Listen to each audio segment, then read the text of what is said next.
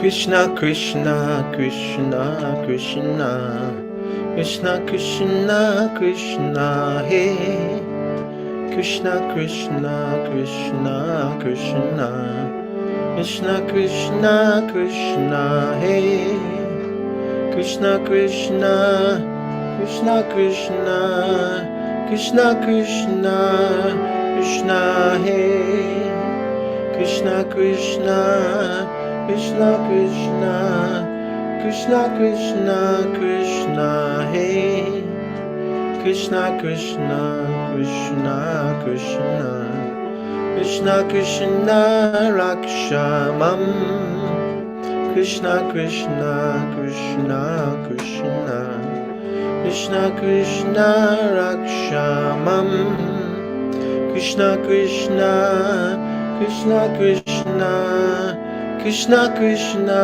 Paimam Krishna Krishna Krishna Krishna Krishna Krishna Paimam Rama Raghava Rama Raghava Rama Raghava Rakshamam Rama Raghava Rama Raghava Rama Raghava Rakshamam Krishna Keshava Krishna Keshava Krishna Keshava Paimam Krishna Keshava Krishna Keshava Krishna Keshava Paimam Jaya Shri Krishna Chaitanya Prabhu Nityananda Shri Advaita Gadadhara Srivasadi Gaura Bhakta Vrinda Shri Krishna Chaitanya Prabhu Nityananda Shri Advaita Gadadhara Srivasadi Gaura Bhakta Vrinda Jaya Hare Krishna Krishna Krishna Hare Hare Hare Rama Rama Rama Hare Hare Hare Krishna Krishna Krishna Hare Hare Hare Rama Rama Rama Hare Hare Namo Vishnu Padaya Krishna Prishtaya Bhutale Srimate Bhakti Vedanta Swami Niti Namane Namaste Saraswati Devi Gauravani Pacharine Nirvishesha Shunyavadi Paschachadeshatarine. Okay, nobody's here tonight. Give me a moment, whoever's might be listening in on YouTube, and I will send this out, message out, for people to come and join in on the Krishna book reading.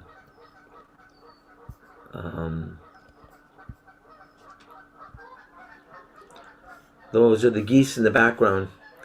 I basically live in an unofficial geese sanctuary. And all the baby goslings, baby geese are being born right now. Please join me for reading the Krishna book about Krishna in Indraprastha city right now.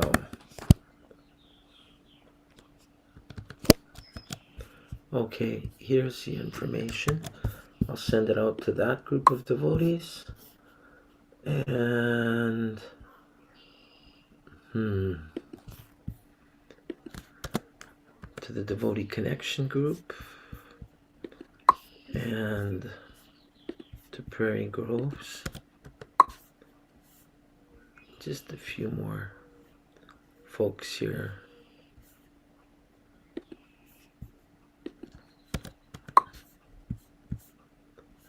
Thanks for being patient if anyone's listening in there.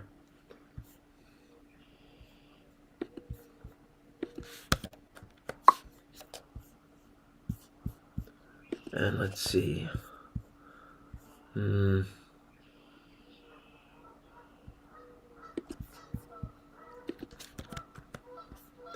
I can read by myself, but it's much nicer to read with someone else.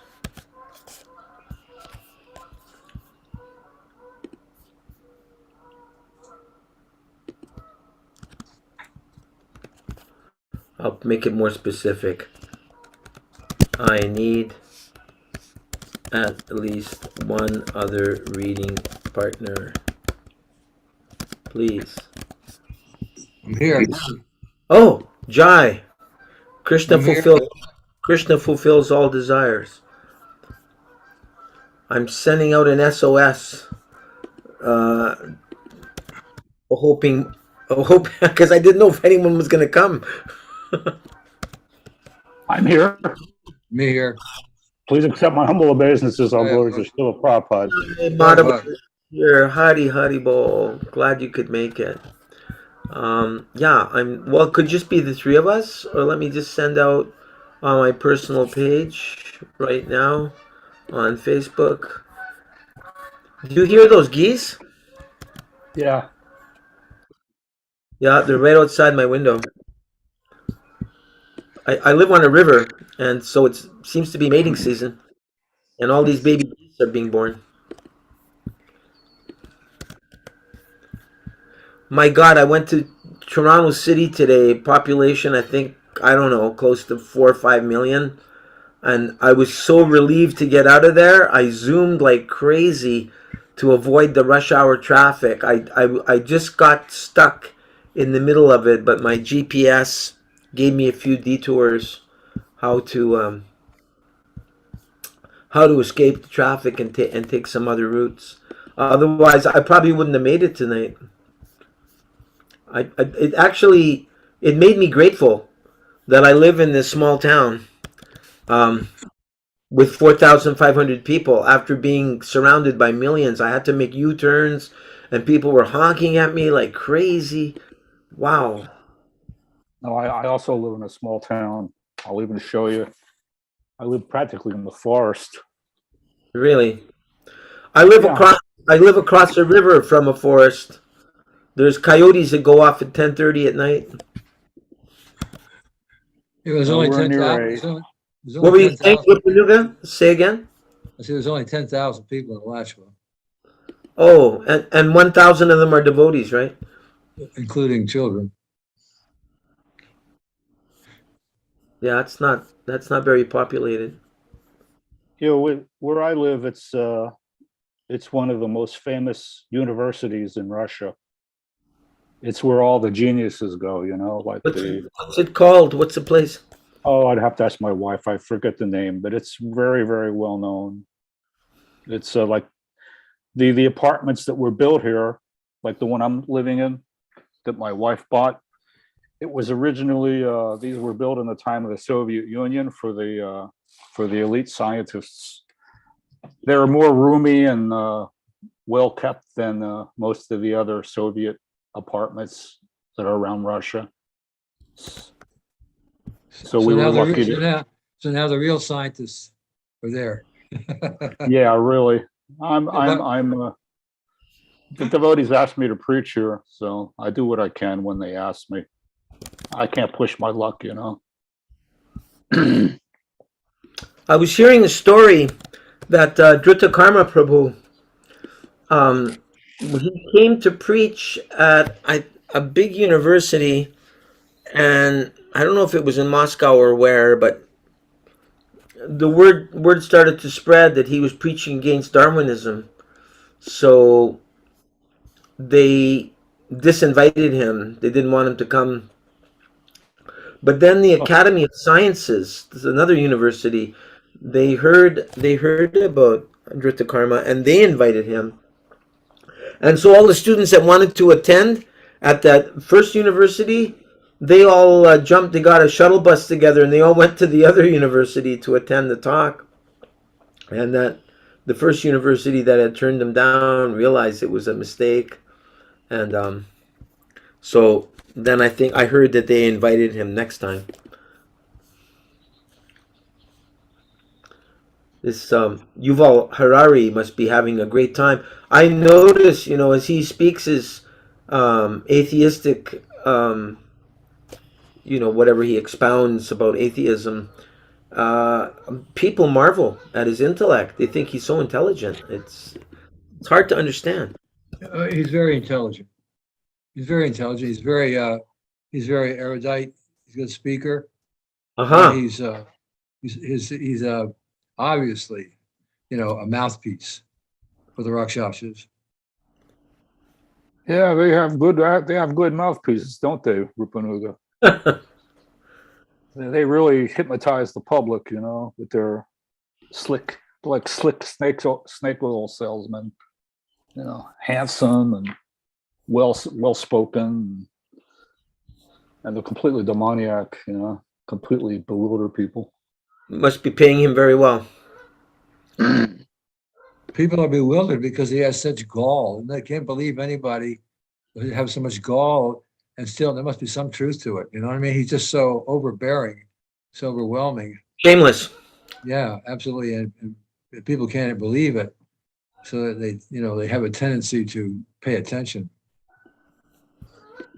That reminds me of Purna Pragna's book. I wish everyone would have a chance to read it. I was just looking for it. I don't have a copy in this room. Actually, I'm helping him. He's working on an update, another edition with some further improvements on the book.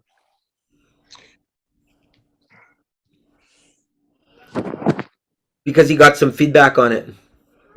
Yeah, he got a little feedback. Yeah, I got feedback, but we were thinking from the beginning to make improvements. When to get it out there. Now I want to make some improvements. Some good feedback has been there, but it's it's a real jewel of its kind because it's really a good challenge and it's done in very, very logical, very clear reason, and very concise. It's not too wordy, gets to the point, and it's very well written. So I'm thinking this next edition will be even better. Okay. Well, he's sort of refining it. Yes, updating it, getting more information, and we're going to have some illustrations in it this time. Oh, good idea. Okay, I just invited a whole bunch of people, and let's see if anybody else comes. Not that it wouldn't be worth it just to be with you two. And sometimes I've been faced with, well, Prabhupada said preach to the walls if nobody comes. So I was prepared to do that too. Not preaching, but just reading the Krishna. I mean, I need to hear it. Maybe there's some bugs in my room that might benefit. Yeah, but you see, you're putting it out. You're putting it out in the atmosphere. Right. Is the value. Uh-huh. Just getting the vibrations out into the atmosphere of this planet is purifying. It goes around the world permanently. So it's worth it. That's a great way to look at it. That's So the only way to. looked at it. He said Yeah. 7. You said like Woodstock, big Woodstock. That would go around 7 times. But a big Harinam. Or he told me when I had a little radio program of 60 seconds in New York, they required to give that to the public as a matter of law. They had to give it to nonprofit organizations. So I got 60 seconds of prime time and a New York radio. And I told Shubha about it. He said, vibrate Ishopanishad and purify the atmosphere. So in 1 minute, you spoke Upanishad in 1 minute. Oh, you can say a lot in 1 minute. That's true. And that's what you did. You just said Om Purnamada Purnamidam. I mean, my point is what Shubha said. Yeah. The transcendental sound vibration purifies the atmosphere. Right. It's not, he said it goes around the world permanently. Unlike the mundane sound of Woodstock, they would go 7 times. I mean, that's important. That means all this japa loud in the street, all the car windows rolled down with the chanting coming out, with the Harinams, and all this, and festivals. These sound vibrations are the only thing that's going to help. Oh, Definitely. yeah. Go ahead. This also includes all devotees chanting their japa. Well, sure. And temple programs where they worship the deities and they have kirtan in the temple. That's Oh, sure. version. Oh, sure. All of it. Because I don't know, devotees they tend to become complacent. This is my observation. They've been devotees so long that they take for granted what they have. I mean, I can understand that myself. You become over familiar with the holy name, and you take for granted what you've been doing for so long, and you fail to take it out to the public, which is it's our duty, which you keep repeating over and over. It's our absolute duty to do this, and devotees just go, oh, let somebody else do it. No, we have to do it. There is nobody else. Who's going to do it? Just like one of our godbrothers is, I don't want to mention his name, but you all know who I'm talking about. He puts down Harinam completely, puts on karmic clothes, sits on the Vyasasan and shorts and no tilak. And it's like, I'm just watching this whole show and I'm going, I don't believe what I'm looking at. This is not for real. I mean, Prabhupada would be crying to see his disciples behaving like this. Am I wrong? I'm not just fault finding. No, that sounds like Hridayananda Maharaj. Exactly. I mean, I'm astounded at how someone that, took shelter of Prabhupada so sincerely so many years ago just takes the whole thing, and it's just astounding. And even more astounds me is the senior godbrothers who back him up. I'm like, what? Are you serious? Back him up to not go on Harinam? Yes, of course. This is going on all over the movement. Devotees minimize He's preaching against Harinam. He's preaching against Harinam. He does in a very sly way. When was the last time we went out? Come on. He's on this intellectual platform, He's a really good talker, but I'm telling you, it's just. It's like recently a devotee said he didn't like to use his bag anymore with the fingers sticking out because it looked weird. Yeah, really. Yeah, exactly. That's just one of many examples. I mean, what? It looks weird. I mean, are you serious? Are you kidding me? All right, let's get back to the reality of the Krishna book and leave it all behind. So where are we? Really. All right. I'm ready to go. Thanks for coming. Okay, share the screen. Oh. No, thank you. I thought I was going to be reading alone tonight. Where are we? Okay, here we are. Chapter 16, Lord Krishna in Indraprastha city. If you'd like, the paragraphs are quite long, so I was thinking a paragraph each, unless it's two short ones. Whatever. If you'd like to begin, Rupanu.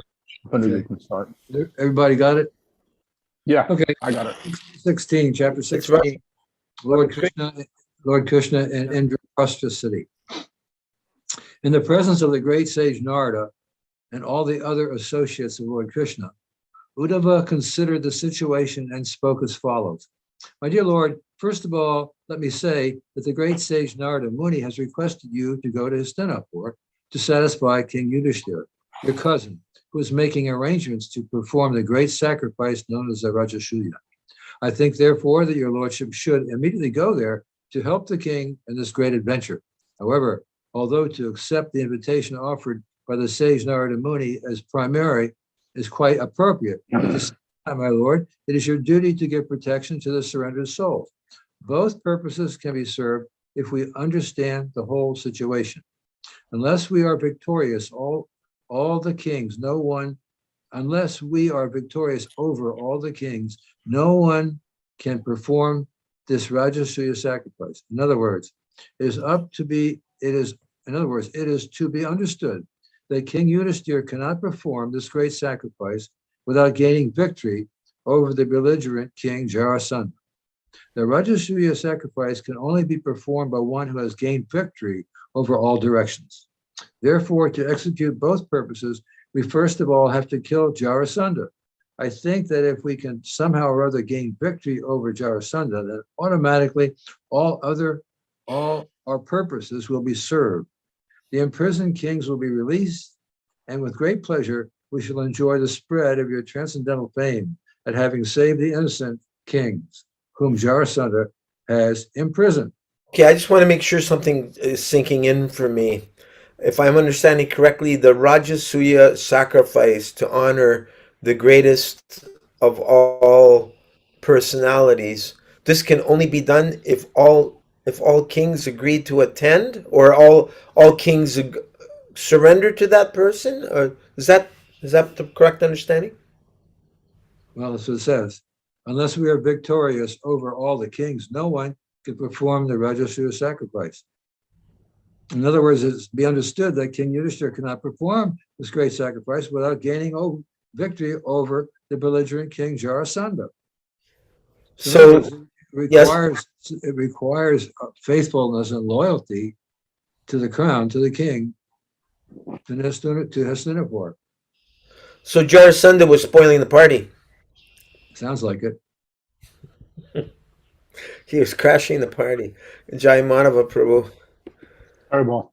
Okay, go for it. But King Jarasandha. I can't see anything though. Oh yeah, okay, but King, right? Yep. But King Jarasandha is not an ordinary man. He has proved a stumbling block even to the great warriors because of his bodily strength is equal to that of 10,000 elephants. If there is anyone who can conquer this king, he is none other than Bhimasena, because he is also possesses the strength of 10,000 elephants.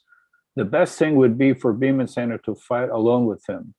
Then there would be no unnecessary killing of many soldiers. In fact, it will be very difficult to conquer Jarasandha when he stands with his Asahini division of soldiers.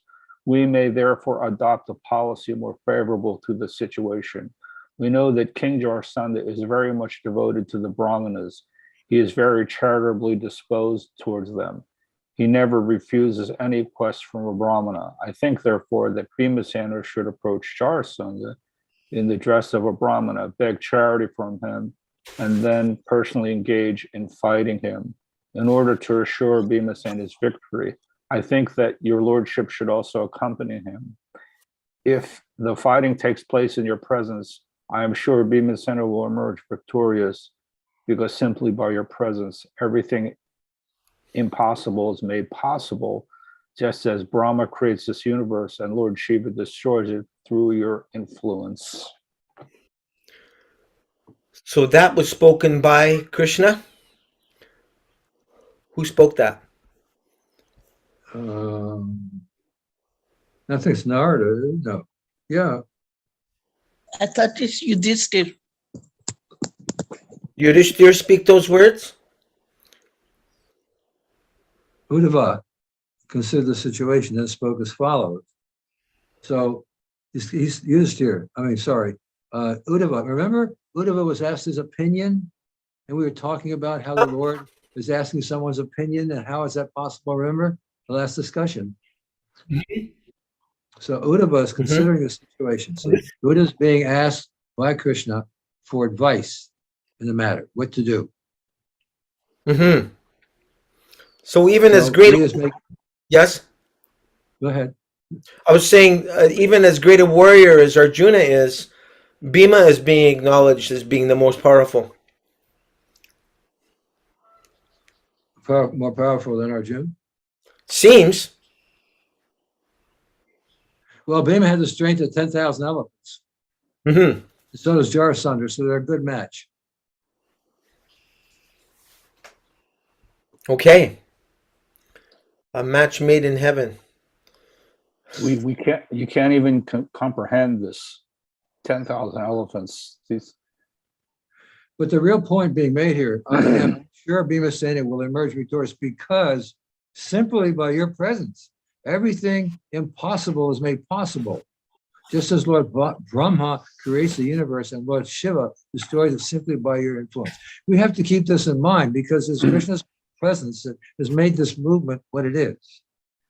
This is the movement of the holy name. Krishna is not different than the holy name. He's always present with us when we chant.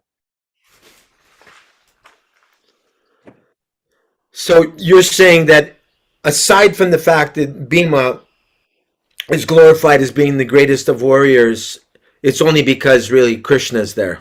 Yeah, that's guaranteed. It said he's saying, I am sure he'll emerge victorious because simply by your presence, everything is impossible is made possible.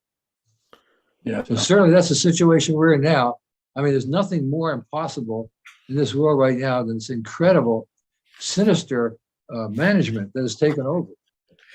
Yeah, even in taking over ISKCON. Yeah. There's a lot of problems all over. Wow. Srila Prabhupada wrote to Hansaduta one time.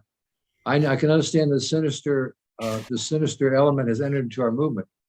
And I sent him once an email asking, can you please tell me what you think Srila Prabhupada meant by that? And I never got a response. You asked Hansaduta that. Right. Okay. Because he's the one Srila Prabhupada said it to. So I thought maybe you could elucidate this a little bit. I was already, suspicious about it. But it entered the movement, he said. That's what I'd like to know. I always wanted to know what was Prabhupada talking about. Well, the date of the letter is important, and everybody had their opinions at that time. And I don't remember exactly what the speculations were. A couple of devotees were actually accused. Were you the one? You took birth of this. so anyway, action took birth too. And then I never heard any more after that. Another time we were in New York in a class in the morning, and there was the Hudson River was right nearby, and there was a very great sound from the foghorn, the boats make in the fog. It was very foggy. It was like, the Srila Prabhupada said, a big demon's just been born. Tejas Prabhu has a comment. Please do not make statements like that about ISKCON. Rupa Nuga did not take the bait. I'm not sure exactly what he means by that. What bait is he talking? What bait are you talking about, Prabhu? Okay. Anyway, Tejas is not able to speak. He's writing. Oh, Mata Gandhari has her hand up. She would like to say something. Yes, please. Just as it said, because of the presence of Krishna, yes. I just wanted to share with you that in the chapter of Parikshit meets the Kali, it's mentioned that same thing, because of the presence of Parikshit Maharaj, all the citizens were able to see the demigods that were coming in. Normally, they won't be able to see. But because of the presence of King Parikshit, the people were able to see the demigods. Thank you. Okay. Let's go on with the reading. Yes. So Gandhari, generally you don't read, and Tejas doesn't usually read. You either of you can read. Otherwise, it's just three of us that are going to be doing all the reading. So if neither of you are going to read, then I guess I'll read. Was this the last sentence? Lord Shiva destroys it simply through your influence? Right. Okay. Actually, so this must be Uddhava continuing. Actually, you are creating and destroying the entire cosmic manifestation. Lord Brahma and Lord Shiva are only the superficially visible causes. Creation and destruction are actually being performed by the invisible time factor, which is your impersonal representation. Everything is under the control of this time factor. If your invisible time factor can perform such wonderful acts through Lord Brahma and Lord Shiva, will not your personal presence help Bhima Singh to conquer Jarasandha? My dear Lord, when Jarasandha is killed, Then the queens of all the imprisoned kings will be so joyful at their husbands being released by your mercy that they will all begin to sing your glories. They will be as pleased as the gopis were when they were released from the hands of Shankasura. All the great sages, the king of the elephants, Gajendra, the goddess of fortune, Sita, and even your father and mother were all delivered by your causeless mercy.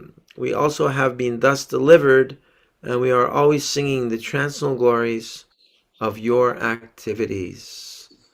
Back to you, Rupanuga Prabhu. Okay. Therefore, I think that if the killing of Jarasandha is undertaken first, that will automatically solve many other problems.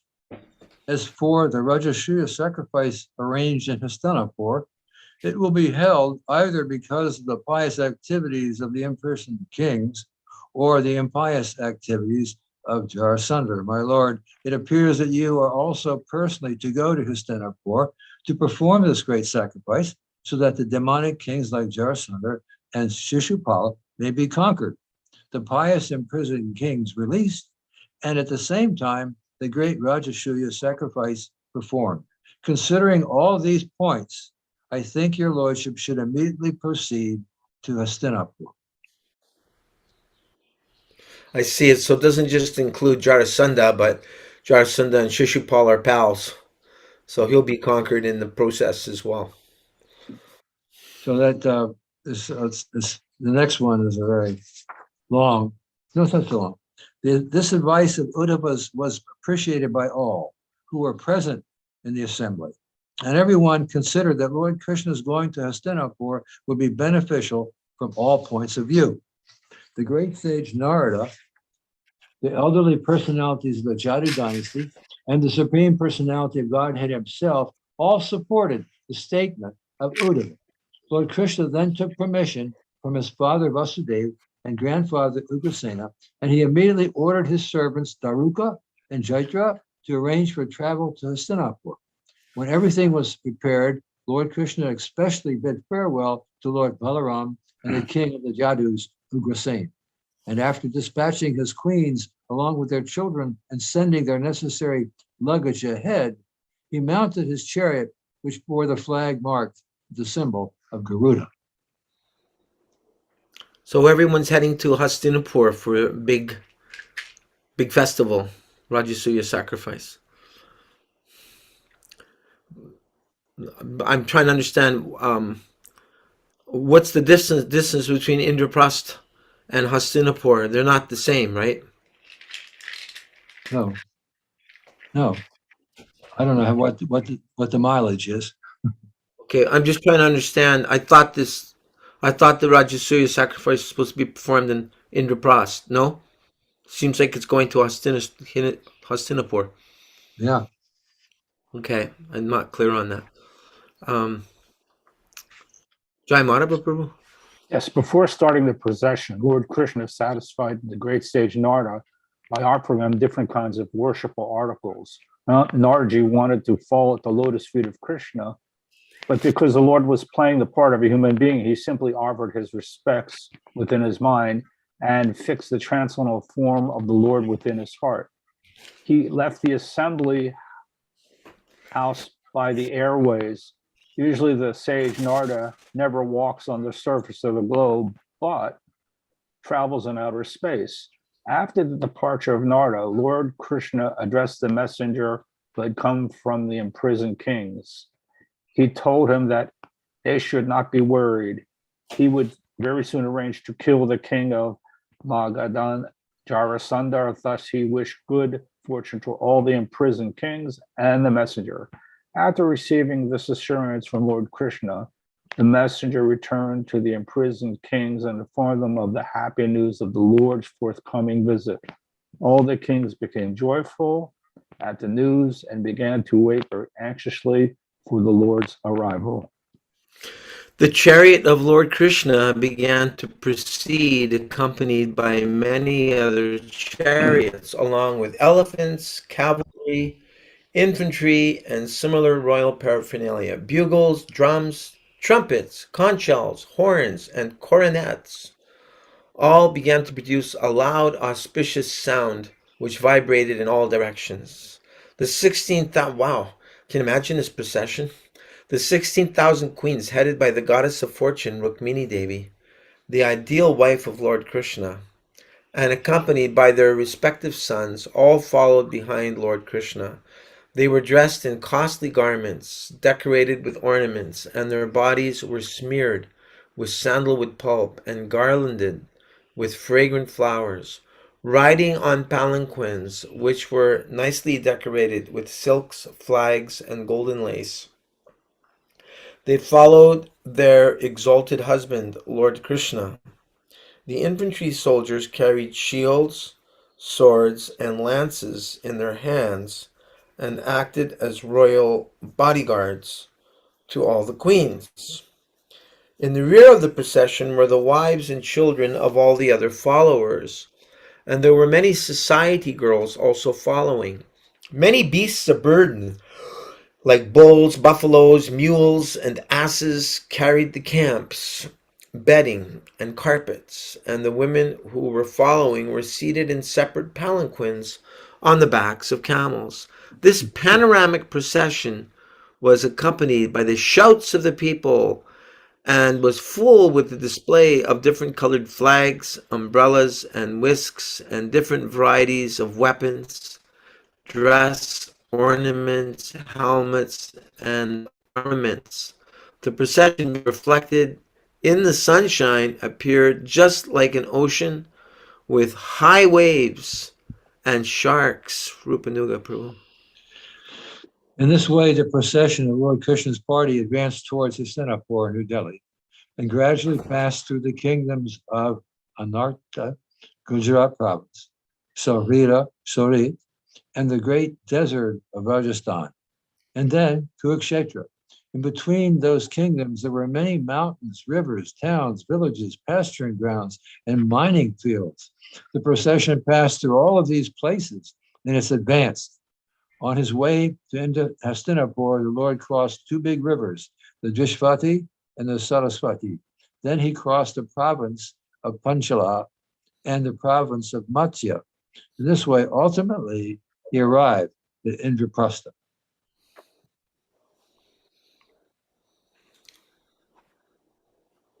Did you want to read the next one? That's All sort right, of the audience of the Supreme Personality of Godhead Krishna is not very commonplace.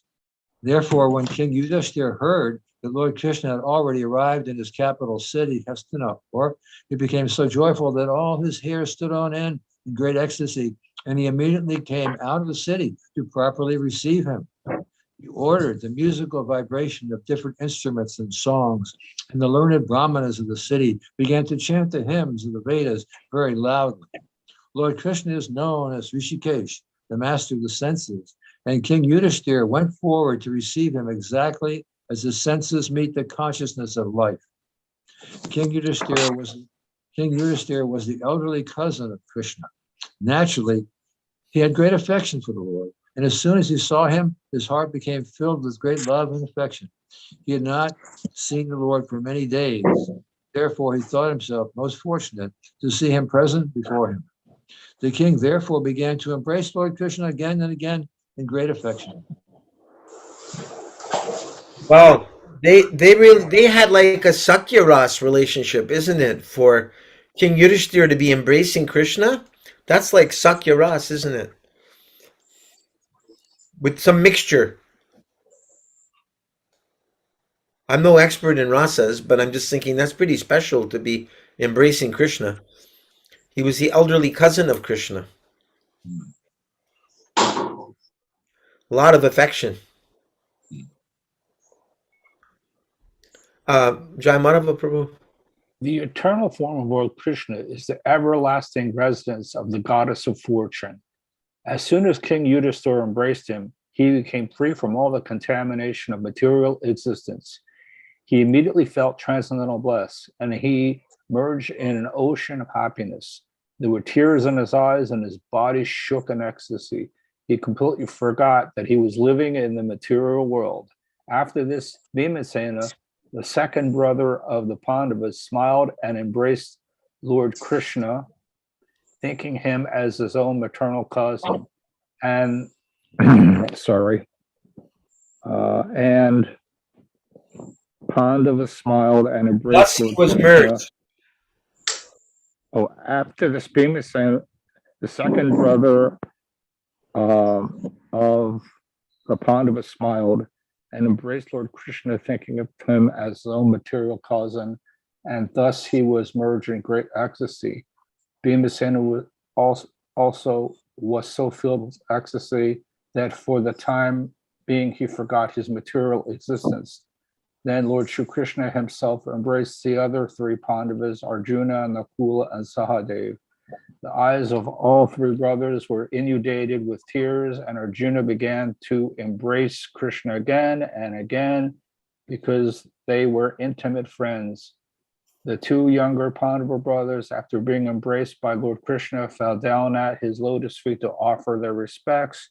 Lord Krishna thereafter offered his obeisances to the Brahmanas present there, as well as to the elderly members of the Kuru dynasty like Bhishma, Drona, and Dhritarashtra. There were many kings of different provinces, as Kura, Sanjaya, and Kaya, and Lord Krishna duly reciprocated greetings and respects with them. The professional reciters, like the Suttas, Magatas, and Vandinas, accompanied by the Brahmanas, began to offer the respectful prayers to the Lord. Artists and musicians like the Gandharvas, as well as the royal jokers, began to play their drums, conch shells, kettle drums, viennas, madangas, and bugles, and they exhibited their dancing art in order to please the Lord. Thus, hold on for a second, I lost myself here. Thus the all famous. I just have to. Thus, the all famous supreme personality of Godhead, Lord Krishna, entered the great city Hastinapur, which is opulent in every respect.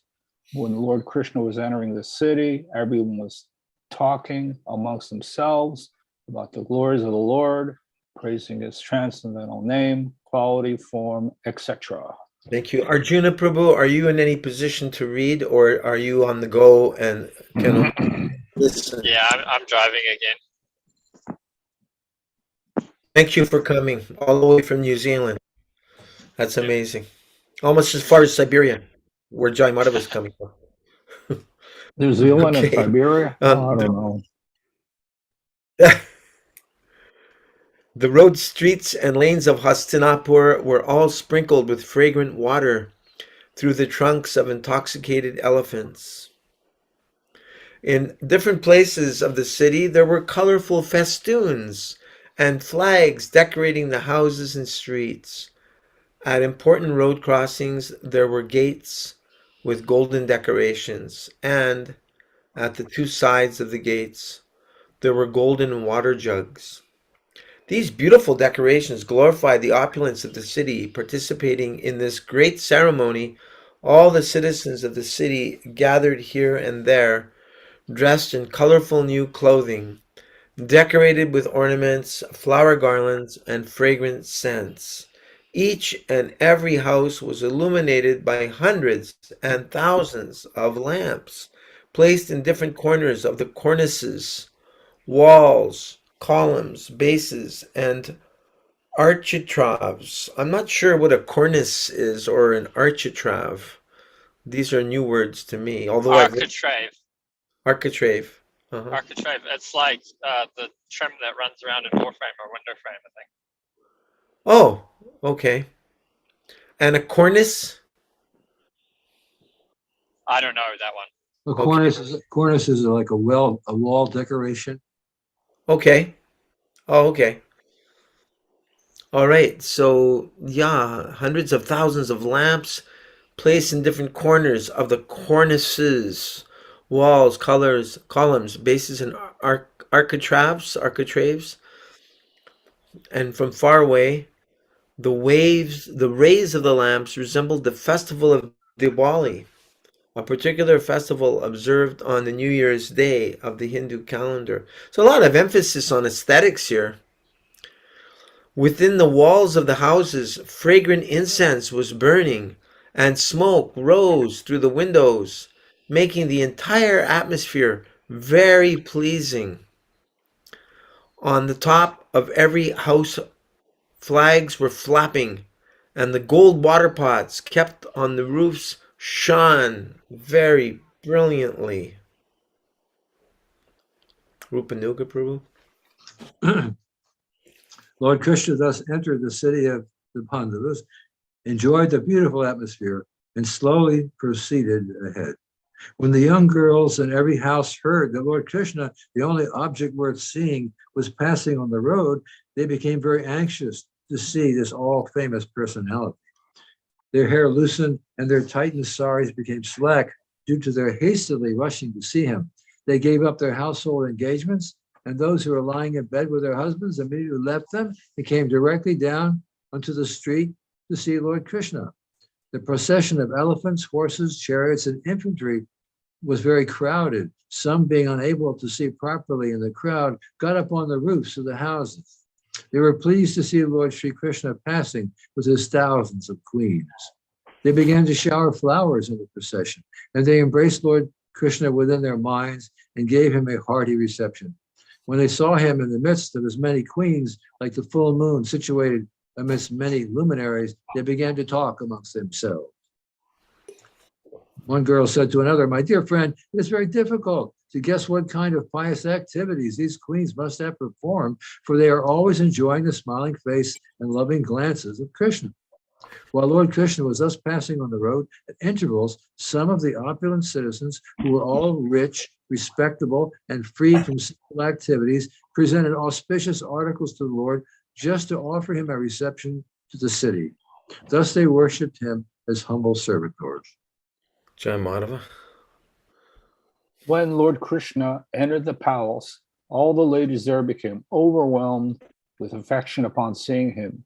They immediately received Lord Krishna with glittering eyes, expressing their love and affection for him, and Lord Krishna smiled and accepted their feelings and gestures of reception. When Kunti, the mother of the Pandavas, saw her nephew, Lord Krishna, the Supreme Personality of Godhead, she became overpowered with love and affection. She at once got up from her bedstead and appeared before him with her daughter-in-law, Draupadi, and in maternal love and affection, she embraced him. As he brought Krishna within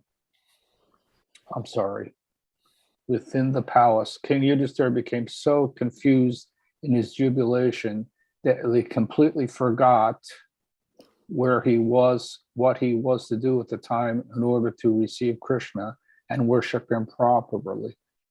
Lord Krishna delightfully offered respects and obeisances to Kunti and other elderly ladies of the palace. His younger sister Subhadra was also standing there with Draupadi, and both offered their respectful obeisances unto the lotus feet of the Lord. At the indication of her mother-in-law, Draupadi brought clothing, ornaments, garlands, and this paraphernalia. And with this paraphernalia, they received the queens Rukmini, Satyabhama, Bhadra, Jambavati, Kalandini, Mitra, Vinda, hold on for a second, Lakshmana, and the devoted Satya. These principal queens of Lord Krishna were first received, and then the remaining kings were also offered proper reception. King Yudhisthira arranged for Krishna's rest and saw all who came along with him, namely his queens, his soldiers, his ministers, and his secretaries, were comfortably situated. He had arranged that they would experience a new feature of reception every day while staying as guests of the Pandavas. It was during this time that Lord Krishna, with the help of Arjuna, for the satisfaction of the fire god Agni, allowed Agni to devour the Kandava forest. During the forest fire, Krishna saved the demon Mayasura, who was hiding in the forest. Upon being saved, Mayasura felt obliged to the Pandavas and Lord Krishna, and he constructed a wonderful assembly house within the city of Hastinapur. In this way, Lord Krishna, in order to please King Yudhishthir, remained in the city of Hastinapur for several months. During his stay, he enjoyed strolling here and there. He used to drive on chariots along with Arjuna, and many warriors and soldiers used to follow him. Thus ends the Bhaktivedanta purport of the second volume, 16th chapter of Krishna, Lord Krishna in Indraprastha city. So I've got 4 comments, but I want to honor my senior godbrothers here, including Tejas Prabhu, who's taken a Mauna Vrata. He will not speak to us, but he can make comments. If there's something that stood out for you, Tejas Prabhu, in this pastime, would love to hear from you. Rupanuga Prabhu, and you know, I looked up Istagosti according to Srila Prabhupada, and he said Istagosti means discussing the instructions of the spiritual master. And I've been asking devotees, like, what happened to the Istagostis? And I just realized every time we read the Krishna book and we discuss the philosophy surrounding the Yes. pastime, that is an Istagosti, wouldn't you say? Yes, yes, these are all instructions. I'm amazed at the opulence. This is the most amazing thing. I was thinking about Srila Prabhupada saying, once he said, all these beautiful girls now, all they can do is wear plastic ornaments. Made out of petroleum, made out of the oil industry. Right? Isn't plastic made out of oil? Yeah. Correct. Whereas they were wearing gold and silver. And even the ordinary people were dressed in such opulence. They had golden pots on the roofs. They had, it's just amazing. The opulence was there. It also appears that at that time, the people their scale was much larger than us. We're shrinking in Kali Yuga. So everything was much larger there. Oh yeah. So Srila Prabhupada said, I heard him say Krishna was 12 feet tall and Arjuna was 15. Bhishma was so big, he was able to carry all the Pandavas through the forest, stomping on trees to escape the burning house of Lak. Can you imagine how big the horses were? How big the elephants were? Yeah, to really. carry these, how big their swords were, how big their helmets were. I mean, amazing. Yeah. The size of the whole, and this is all in a big procession. Actually, pretty recently, archaeologists have been excavating skeletons of 15, 20-foot people, and the scientific community, they cover this up. They keep it, because it contradicts their narrative. They hide it from the public, although it does leak out. They've already uncovered the remnants of 20, 25-foot people. This is a fact. You heard about Well, this? those days, people were not buried like so easily. There was always a cremation ceremonies and so on. So not so many of these artifacts have survived. But some have. Yes. They found it, and it completely destroys their narrative about everything, about evolution, about the timeline, about history. Totally. They've covered them up really well, though, because Druta Karma Prabhu has heard rumors of them, but he's never found any evidence for large skeletons that he's happy enough to defend publicly. Yeah, he's spoken out about it. Yeah. Yeah, but and I asked him about it, and Someone invited him once, and but then they never ended up showing him some. So he's never seen any. He doesn't have reports of them that are substantive enough that them publicly. Oh, they covered up really well. You're saying they covered up any evidence? You're going in and out. It's hard to hear you, Prabhu. Yeah, that's what he said. Okay. Yeah, Yeah. it's a very interesting that in the Old Testament, there are many verses describing persons who lived 700 years, 800 years, 900 years, 1,000 years. And this is all discounted by the modern investigators as being some different form of mathematics or something. But the Bible was put together some 4,000 years ago, and somewhat later than the Bhagavatam and so on. But still, between at the end of Yuga, some people still grow bigger, at least during the transition period. So it's quite feasible that these people really did, or live longer, I should say, because the people lived 1,000 years in the last Yuga, 1,000 years.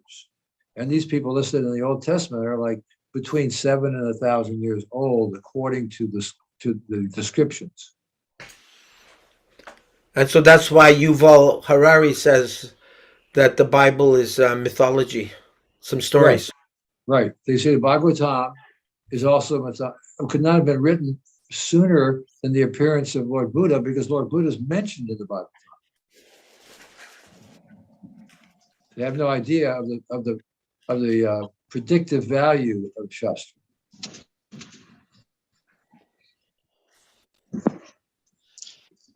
Sorry, I just had a connection problem. So if anyone replies to my comment, I didn't hear it. Yeah, the question I had is, I seem to remember some devotee in the early days wrote a song about Narada Muni, or maybe it was a poem. I think it was by Hayagriva. Do you know what I'm talking about, Rupanuga? What was the poem about? Because we're reading about Narada Muni. Yeah. So there was a song written in a very early BTG about Narada Muni.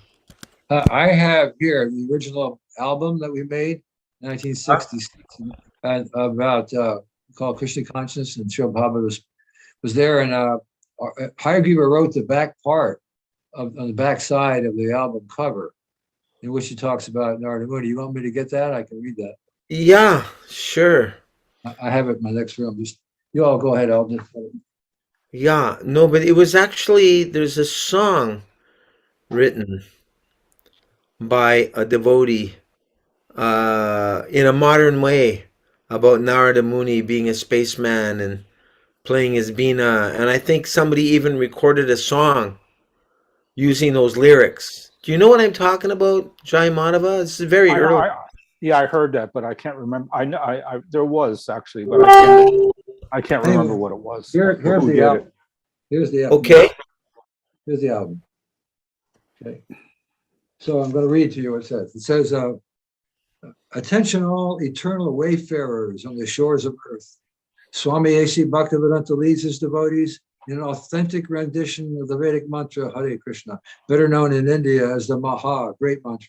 Narada Muni, a real spaceman with power to travel freely throughout the entire creation, first brought this chant to earth from the planet Goloka, located in the spiritual sky.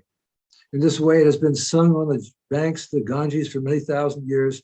And about 5,000 years ago, 500 years ago, Lord Chaitanya proclaimed this chant to be the most effective means to self-realization to man in this age of Kali, or destruction. Today, Swami Bhaktivedanta delivers it to the West.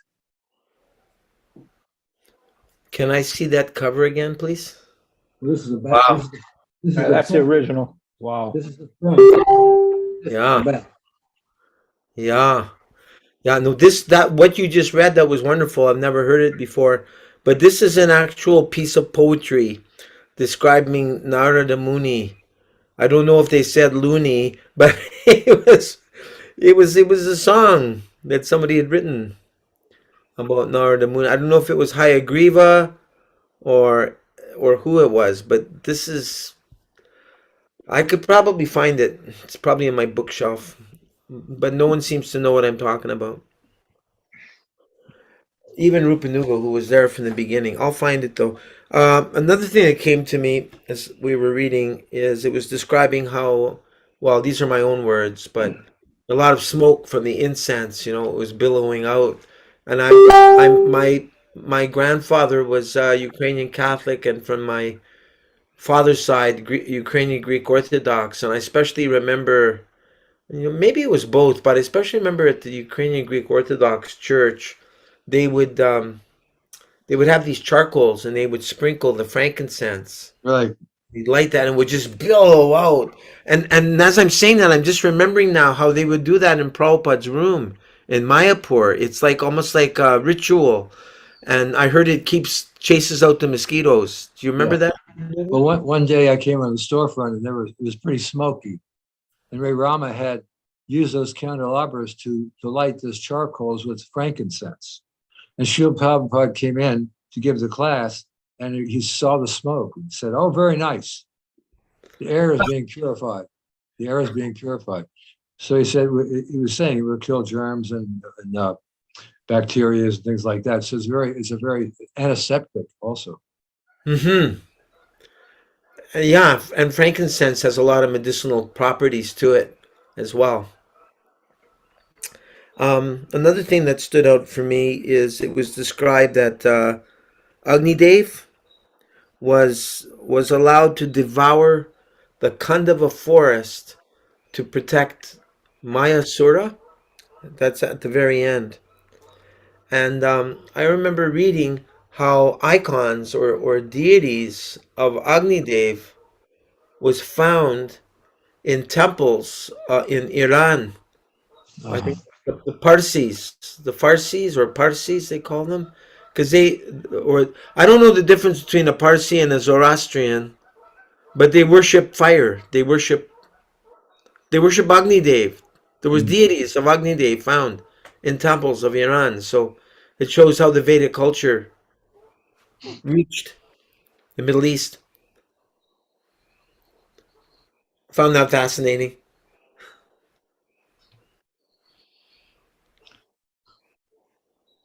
Well, I mean, New Hastinapur was a central location for the emperor of the earth. Uh huh. And the earth included so many places that Arjuna had to go out and extract what they call it.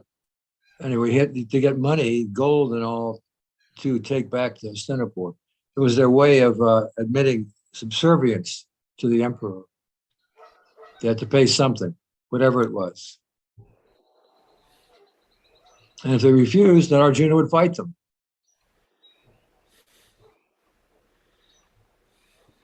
He got the name Dhananjaya, Dhan meaning charity, or also it's translated as winner of wealth. So he went around to all these kings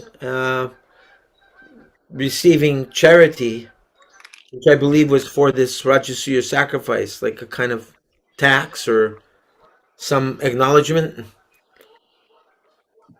I don't remember the exact story. Maybe Jiva Mukta Prabhu, he's here. He's read more Mahabharat than I have. Do you know that story, Jiva Mukta Prabhu? Arjuna getting the name Dhananjaya, receiving charity or wealth from the other kings? No, just what Prabhupada wrote in the Gita and the Bhagavatam. Uh-huh. Thanks for coming by. Haven't Oh, association in a no, long time. no problem. My pleasure, my benefit. I was another thing I enjoyed about this pastime is it described that Krishna enjoyed strolling around Hastinapur, going here and there. And I was thinking, well, gee, I like to do that too. So I was thinking, I guess I've got that inclination to go here and there, strolling, taking different trails, because I'm part and parcel of Krishna, and Krishna enjoys doing that. The difference is Krishna is the Supreme Personality of Godhead, and we're just sense gratifiers. That's true. Well, I'll speak for myself. Does anyone else have any reflections from this chapter? Anything that they enjoyed hearing or question or? I thought we were going to be hearing about the Rajasuya sacrifice, but it appears that that won't be till next chapter or something. Well, we have to kill Jarasandha, remember? Oh, right. Yeah. Hmm. That's the next chapter is entitled Liberation of King Jarasandha.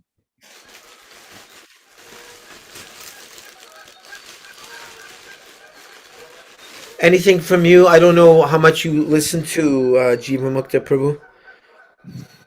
I got in as you were speaking about Narada Muni, Oh, right. the song, so I missed the reading.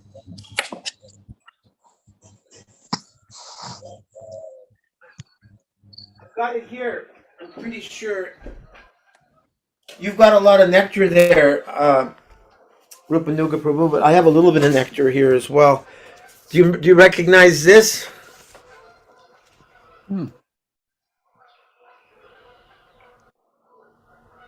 No, I don't recognize. Back cover here.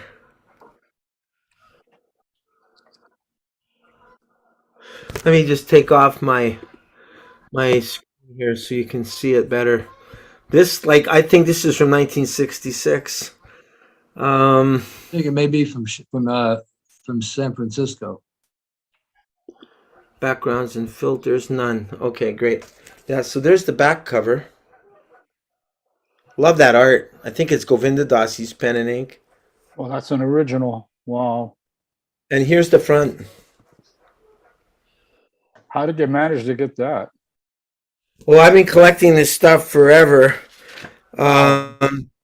There's poetry in here. The first one is Pacific Ocean Sunset Kirtan. And then that's by Hayagriva. Then In a Dream Orchard by Brahmananda Das Brahmachari Bruce Sharf. On Chanting. This is the original On Chanting of the Hare Krishna mantra. Look at this photo of Srila Prabhupada walking. Looks like by the ocean or something with, I think. Wow. That's California. Yeah? Okay. That looks like Allen Ginsberg, right? That's probably Harigriva. Oh, okay. And maybe Gaura Chandra in the back, Gaura Sundar, maybe. That looks like Gargamuni, but anyway. Oh, okay. It could be Gorgamuni, yeah. And poems on chanting, one by Satswarup. And I'd love to read this one day. Tompkins Square Park Kirtan. Who's it by? Wow, it goes on for 3 pages. Hayagriva Das Brahmachari. This is all in pages. It's like falling apart. And then I have the original Transcendental Teachings of Prahlad Maharaj Oh, wow. with Krishna's pen and ink on the back. Mhm. Beautiful. So while we're showing things, let me show you what I have here. This is a calendar from a little small pink book Oh, yeah. that was published in Mayapur during Srila Prabhupada's time, distributed all over the world. And then it was also printed from 77 till 88, 1988. And it gives all the holy days as done in India. And in all the temples all over the world use this little pink calendar for celebrating all the same time. See, and this is all printed in Mayapur. Very primitive, simple printing, pictures and so on. But every year, this little pink calendar went out all over the world to all the temples. So, do you think it was Srila Prabhupada's idea that we have different Ekadasis all over the world depending on the day, or is that our own trying to be more intelligent than Prabhupada idea? Well, they started, the whole thing now is done on computer right in India. Instead of this, they have a whole computer thing. And of course, mistakes are made. As far as Ekadasi goes, Srila Prabhupada explains the 26th chapter of Nectar of Devotion, the first paragraph, that Ekadasi is on the 11th day of the new moon and 11th day of the full moon. That's when I observe it. That Okay. means like suppose it's the 1st of April and that's just saying an example. The 1st of April, the full moon appears. That's the first day.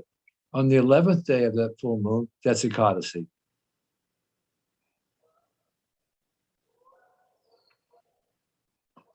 That can be practiced anywhere in the world. I found the Narada Muni song that I was looking for here it's actually found in Hayagriva's book, Hare Krishna Explosion. Did you enjoy that book, Rupanuga? I have a copy. Yeah. So here he's saying, after the Sunday Park Kirtans, I think he's talking about San Francisco, we return to the temple for the 4 o'clock feast. Usually people stand outside waiting with paper plates. Inside it is always packed. We receive little money from donations, but Harsharani always manages to prepare enough khichdi and halava. The girls often have difficulty serving everyone before people return for seconds. I usually take my plate outside just to breathe fresh air. Indians from India sometimes visit and stare in amazement at the hippies accepting a culture that they themselves have rejected. Well, here it is. Do you know who is the first eternal spaceman of this universe? The first to send his wild vibrations to all the cosmic superstations. For the song he always shouts sends the planets flipping out. He sings to Virgo and the how do you pronounce that word? Pleiades? P-L-E-I? I'm not sure. Pleiades? I'm not Virgo, sure. Virgo and the Pleiades, for he can travel where he pleases. But I'll tell you before you think me loony that I'm talking about Narada Muni. Narada Muni never stays any place longer than it takes to milk a cow, Swamiji tells us. He carries a veena and is always chanting Hare Krishna all over the universe. He is the first class, topmost devotee. Inspired by this roving Vaishnav, Mukunda and I write a song that Swamiji enjoys, Narada Muni. I'd love to hear how it's sung. O Narada Muni, eternal spaceman, can travel much further than spaceships can, spreading sounds of love and joy vibrations to all the cosmic incarnations, singing with bliss upon his veena, the whole cosmos in his arena, singing Hare Krishna, Krishna Krishna, Hare Hare, Hare Rama, Rama Rama, Hare Hare. At this time, a shipment of cymbals and mridangas, the Bengali clay drums, arrives by air from India, ordered express by Swamiji, who inspects every box carefully while unpacking. These drums were designed by Lord Chaitanya himself, he tells us. They are meant especially for this Sankirtan movement, and they give the sweetest sound, a sound that can be produced by no other drum, with no other material, because they are transcendental. He then unpacks each mridanga, brushing off the excelsior, and inspects the straps and heads minutely. When he plays one at Kirtan, we all instantly understand that a new and supra-mundane element has been added. The mridanga punctuates each Hare Krishna with an echo sounding like a soul calling out for deliverance. Afterwards, Swamiji begins to teach Mukunda to play Tika Tika Ti Teo Ti Nakta De Ta De Ta Ta. Because it is a simple rhythm, one is tempted to speed up too soon. No, Swamiji says, slowly, very slowly at first. You must play slowly and listen to master it. No one really masters mridanga. We all fumble in our own ways. Only Swamiji can play it properly. I You have know. any comments on that, Rupanuga Prabhu? What can I say? Prabhupada started with the bongo, right? He just played the little bongo. Oh, Oh, at the storefront, it was like a small drum, one single-headed drum. He would Yeah. play for the kirtans. It was made of wood. It was about, maybe 12 inches tall and maybe 8 inches wide, and he played that frequently. I think it was half a bongo because bongos are double. No, it wasn't. It wasn't half a bongo. It was a separate drum, little drum. Okay. One thought that comes to me is how some devotees have taken up playing the djembe, this very very deep African sounding drum, and it just doesn't have the sweetness of a mridanga. Do you know what I mean, Jai Madhava? No, I've never heard it. Oh, were you going to say something, Rupanuga? No, Okay. Jiva Mukta, you know what I'm talking about, right? And Arjuna, you've heard the djembe before. This very I'm deep. a pro at djembe. I was Sorry? a drummer when I joined. I've been playing djembe for like 8 years when I joined Krishna Consciousness, and I spent a year figuring out how to perfectly fit the djembe in with kirtan. And yeah, it doesn't have the same sweetness, but for raucous kirtans, it's pretty good. And on Harinam, it's great. But most people who play djembe in ISKCON, they're not djembe players. Like, if you just think, oh, I play these other instruments, I want to play in kirtan, I'm going to pick up a djembe. There's no way you're going to play djembe while doing that. You need to have a whole vocabulary that's far larger than what you're actually playing in the kirtan to play. If you just learn only how to do beats in the kirtan, you won't even be able to do that. Yeah. So, yeah. Good point. Thank you. Yeah, it's playable if you know how to play it properly. But mridanga drum has that high end, and it really resounds, really stands out. This is really interesting that Prabhupada. What did Prabhupada say? That Lord Chaitanya invented the mridanga? yeah, he created the mridanga for Harinam. Wow. Pretty cool, huh, Arjuna? That Lord Chaitanya invented the mridanga. I hadn't heard that before. That sounds pretty far out. Yeah. And there's that story that Gaura Mohan De, Prabhupada's father, he wanted Prabhupada to learn how to play mridanga. Prabhupada was saying that in one tape. My father, he wanted me to learn how to play. He was saying his mother wanted him to go to England to become a barrister, but his father preferred him to learn how to play the mridanga. And then I think Prabhupada said maybe he knew. Shruti Kirti said one time he was listening to Srila Prabhupada play the mridanga, and he said, Srila Prabhupada, I never heard you to play the mridanga like that before. And Srila Prabhupada answered, I have my own style. Yeah,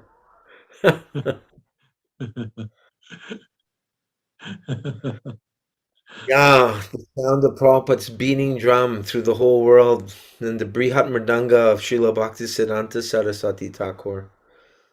In this chapter, we heard so many different kinds of musical instruments being played. And that reminds me of some of the early kirtans, people would just bring everything they had, and it was somehow or another, it all came together. Flutes. Yeah, I mean, Srila Prabhupada he had the only pair of cartels, and Yeah. He didn't bring them.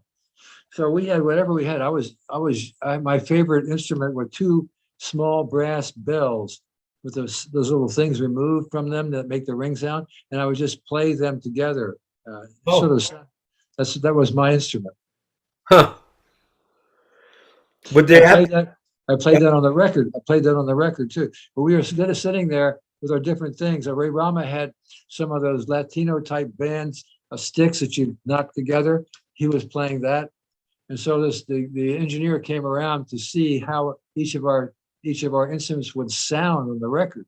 So he went up to each person, and he got to me, and I was hoping, I hope he lets this go. I said, played it, ching, ching, ching, ching, ching. He said, yes, that's all right. So you're on the Happening album. You're on that album. Yeah, when you hear the album, you hear this background. It's like a little ching, ching, ching. It's not cartels. We didn't have cartels. It was just just me playing on those two little bells. Wow. Jiva Mukta Prabhu, did you see the cover of the first record album that Srila Prabhupada recorded, the Happening album? Were you present when Rupanuga held it up? Yeah, that's pretty incredible. Yeah. There should be is there a museum, like an ISKCON museum somewhere? There is in New York. Do they Well, have all these items? I don't know. I mean, these definitely should be preserved for the benefit of. I know that Nityananda Prabhu, who lives way out in the Fiji, no, yeah, Fiji Islands, he's got Prabhupada's original passport. I forget how much money he paid for it. Mm. Yeah, it'd be a good idea to have a place where these are all preserved. Prabhupada Museum, for sure. I remember the first album that I came in contact with. It was the one with the front cover was Srila Prabhupada. It was just like a huge picture of Srila Prabhupada. I think it's called Krishna Meditations. Krishna Meditations. Yeah, that was the one that I first came in contact with. That was recorded with Hangsaduta accompanying Prabhupada. Yeah, that was incredible too. Yeah. That was recorded in Germany. I always, coming from a musical background, I was like amazed at how perfect Srila Prabhupada's music was. I mean, there was, there wasn't any issue of pitch or rhythm. Do you know what I mean, Gaura Prabhu? Yeah, Prabhupada was like, I mean, you come and you meet different musicians, and sometimes there's still issues of their voices going out of pitch and rhythm issues, and I mean, Srila Prabhupada, considering Prabhupada's wasn't trained as a musician, as far as I know, anyway. But you listen to his bhajans and some of these recordings, and they're just incredible. They're just so perfect. His voice, I don't think I've ever heard Srila Prabhupada's voice out of tune. right. Perfect pitch. Yeah, Srila Prabhupada made all these recordings for us to hear the sound of love. Yes. That was the perfection. That was the perfection. It was the sound of love, perfectly. No question of pitch or whatever was being played. It was just the sound of love. And he wanted us to hear that sound of love. So he took so much trouble. He was in the in LA, he had the headphones on. You've seen the pictures of him. He would play 2 or 3 instruments at different times for the same recording, just to make sure that it was done properly. He would play then he would play cartels, and then he would sing. He would do the 3 different things that all be put together on the same album. Yeah. That's precisely what it is. It's such a perfect way of presenting it, because it wasn't a musical performance. It was a cry of love, so to speak. Yeah. Yes, it was actually kirtan, but it was bhajan. They were like Srila Prabhupada's personal bhajans he was doing for us.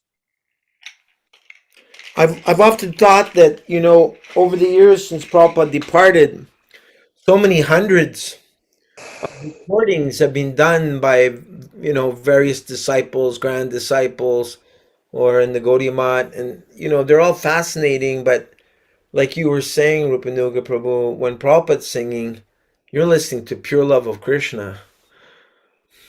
I remember, walking into the candle factory in Toronto when I first contacted the devotees, and they had I guess it was a Krishna Meditations album. Is that the album where you have the song, the song to the 6 Goswamis that starts with like a sitar type thing? No, that was recorded in San Francisco by students of Ali Akbar Khan.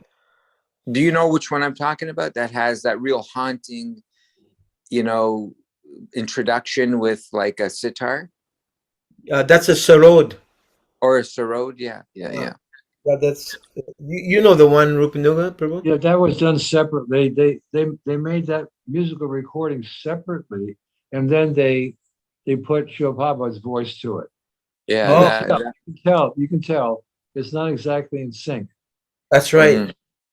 Just listening to that album. There was another album. There was another album made at Apple in London, and that was called the Radha Krishna Temple album. Yeah, And that was also very popular in Europe. And I That was happened to be there at that time, and I was on the album. I sang along, and actually George Harrison played the guitar, but nobody knew it. He didn't want anybody to know it, but he played the guitar on that album. Mm. You were there in the Apple Studios? Yes, No kidding. What were you doing in England? I was on GBC Business. GBC Business. Yeah, And decided to drop in at the Beatles well, studio. they invited me, introduced me to George Harrison. What was that like? Well, we shook hands. He was probably quite cordial. Yes, he was a gentleman.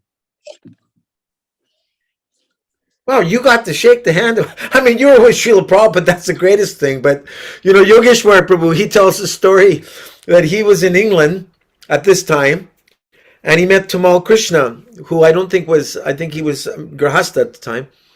And he had just finished explaining to Yogeshwar that God is blue, and he plays a flute, and he's a coward boy. And Yogeshwar was getting, his mind was getting blown out.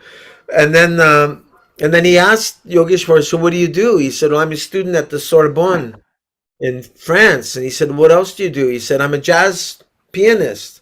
And he said, come with me. Now you're in Krishna's band.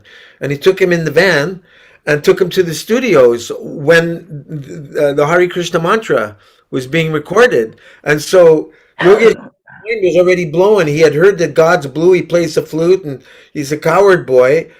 And then the door opens and there's another god or demigod like personality, George Harrison.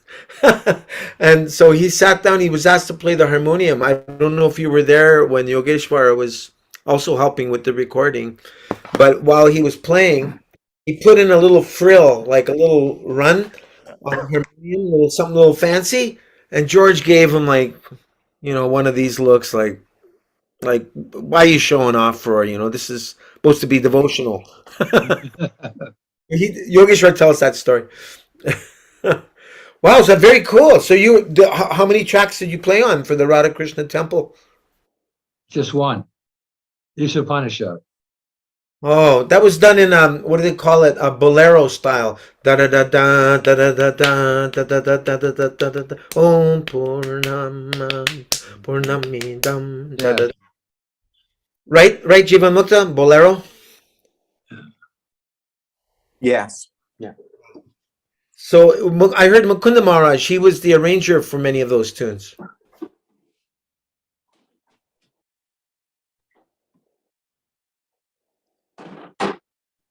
Mukunda had been a jazz pianist, I think. I heard he played with Pharoah Sanders and Roland Kirk, jazz people. That's cool. This is all musician talk. So leave me out. Wow. So I don't know. I don't know if you were too old for the Beatles, but were you a Beatles fan before? Did it sort of blow your mind? You're meeting George Harrison. Let's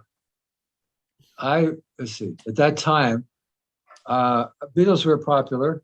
I was not a particular fan of the Beatles, but I was familiar with some of their songs. Okay.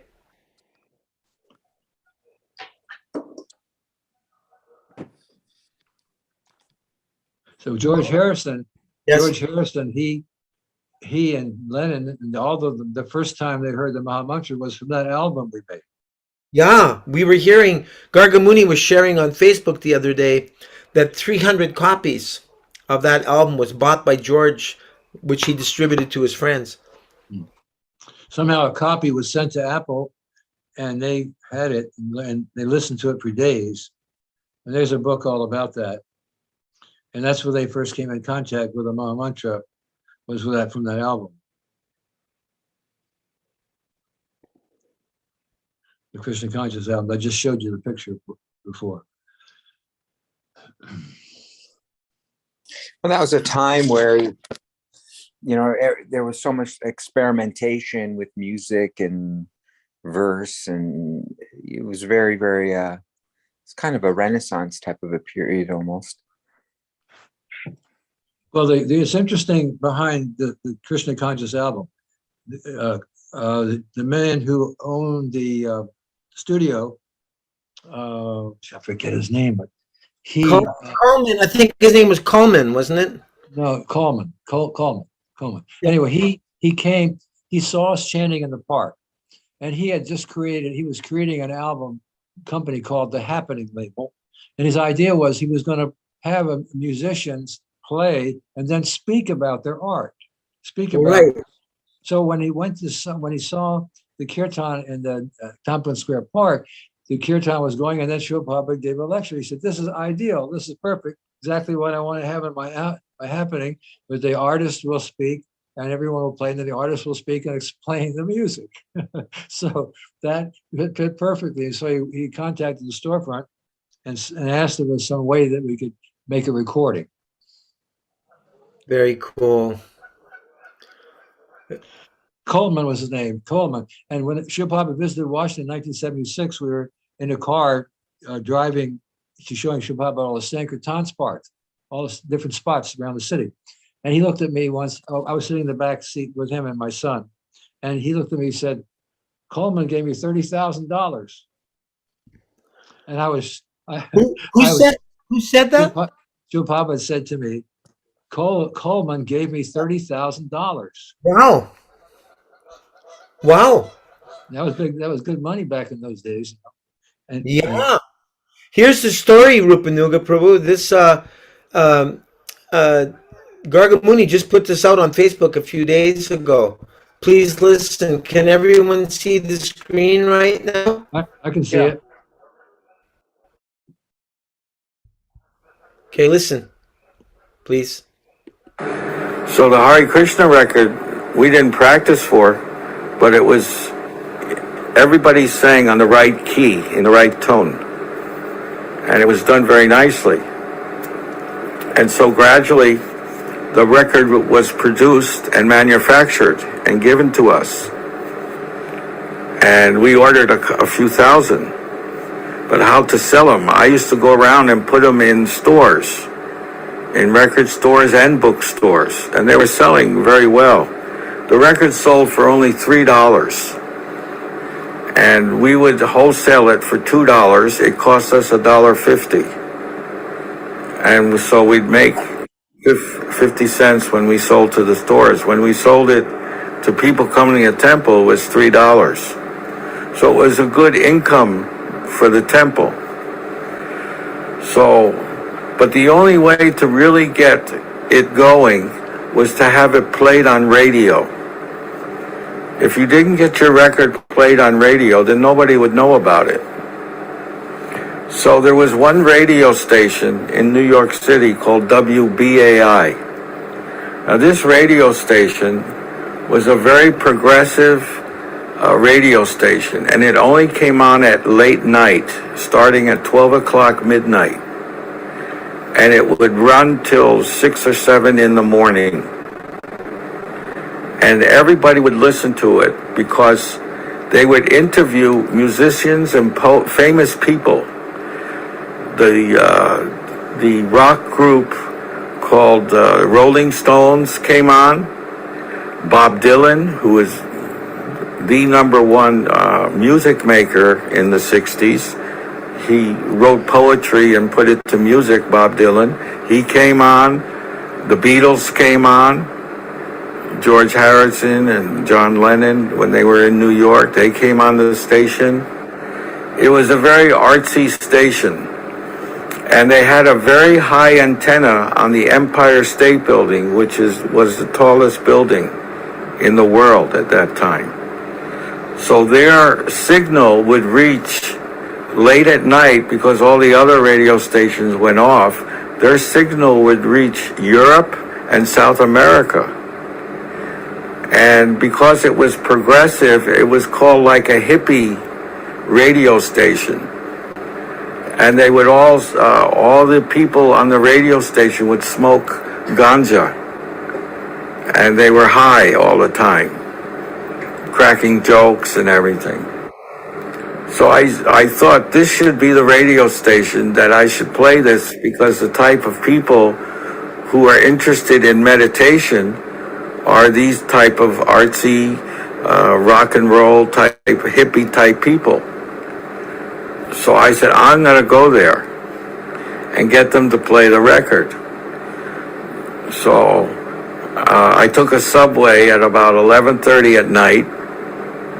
You know, I told the devotees, keep the door open because I'm coming back. But I didn't come back. I slept there. And I went to the studio. It was in an office building. And I opened the door and there was all this smoke came. It was ganja smoke. I mean, I even got high just from breathing the smoke. There was no air, just ganja smoke. And so I came in and I told the manager, I have this record with a new sound you've never heard before in your life. It's called a transcendental sound vibration. And he was immediately interested. And he brought me into where the DJs, you know, you wear these headphones and you sit around the table. And I was explaining to them about this new transcendental sound called Hare Krishna. So they took the record and started playing it. And because they were high, they started chanting with the record. And they became so involved in the record, they played it for 6 hours, non-stop. Non-stop, they played the record. I mean, I was getting tired because I wasn't used to staying up so late because I had to get up in the early. And plus of the marijuana, my head fell on the table and I fell asleep.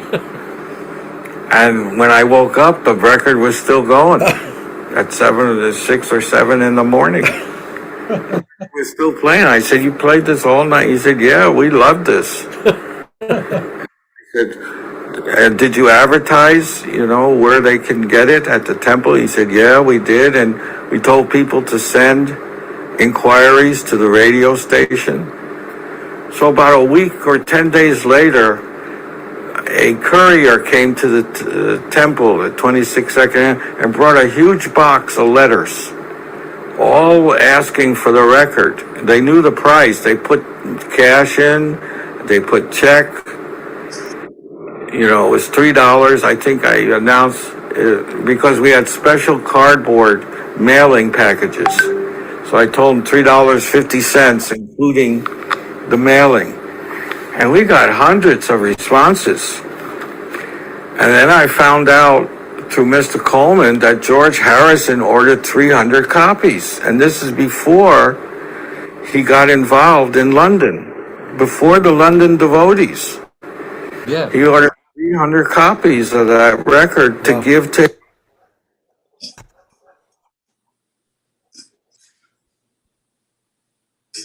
Wait a minute. Someone's coming into Record the to give recording. to. What's happening? Why is that cutting out? He's talking. Came from the temple, full of letter inquiries to the radio station. We were also getting orders in the mail. We would get 10, 20, sometimes 30 a week of people who wanted the record album just from that radio station. It was very big. And around this time, you know, Prabhupada was doing his Bhagavad Gita and different devotees were typing and editing the manuscript. But Prabhupada wanted Brahmananda to send the manuscript to different publishers all over America. He was put in charge of that. And we didn't get any response from any publisher. Nobody was interested.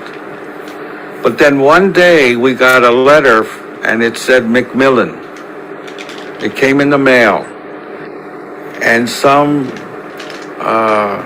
accountant from Macmillan wanted the record. You know, he heard it and he sent the money, $3.25. So Brahmananda thought, you know, I'm going to show this to Prabhupada, you know. So he went to the room. He said, Prabhupada, I got a letter from Macmillan, but it's from an accountant, not from the publisher. Because it was on letterhead, on Macmillan letterhead. So Brahmananda, you know, showed it to Prabhupada. Prabhupada said, don't send it. You go there. But Brahmananda thought, well, Prabhupada, he's not a publisher. He's just an accountant. He can't do anything about publishing the book. He said, no, you go there and you will see. He wanted Brahmananda to take the chance and go there and you will see, he said. So Brahmananda followed Prabhupada's, order. So he took the record there. He wore regular clothes.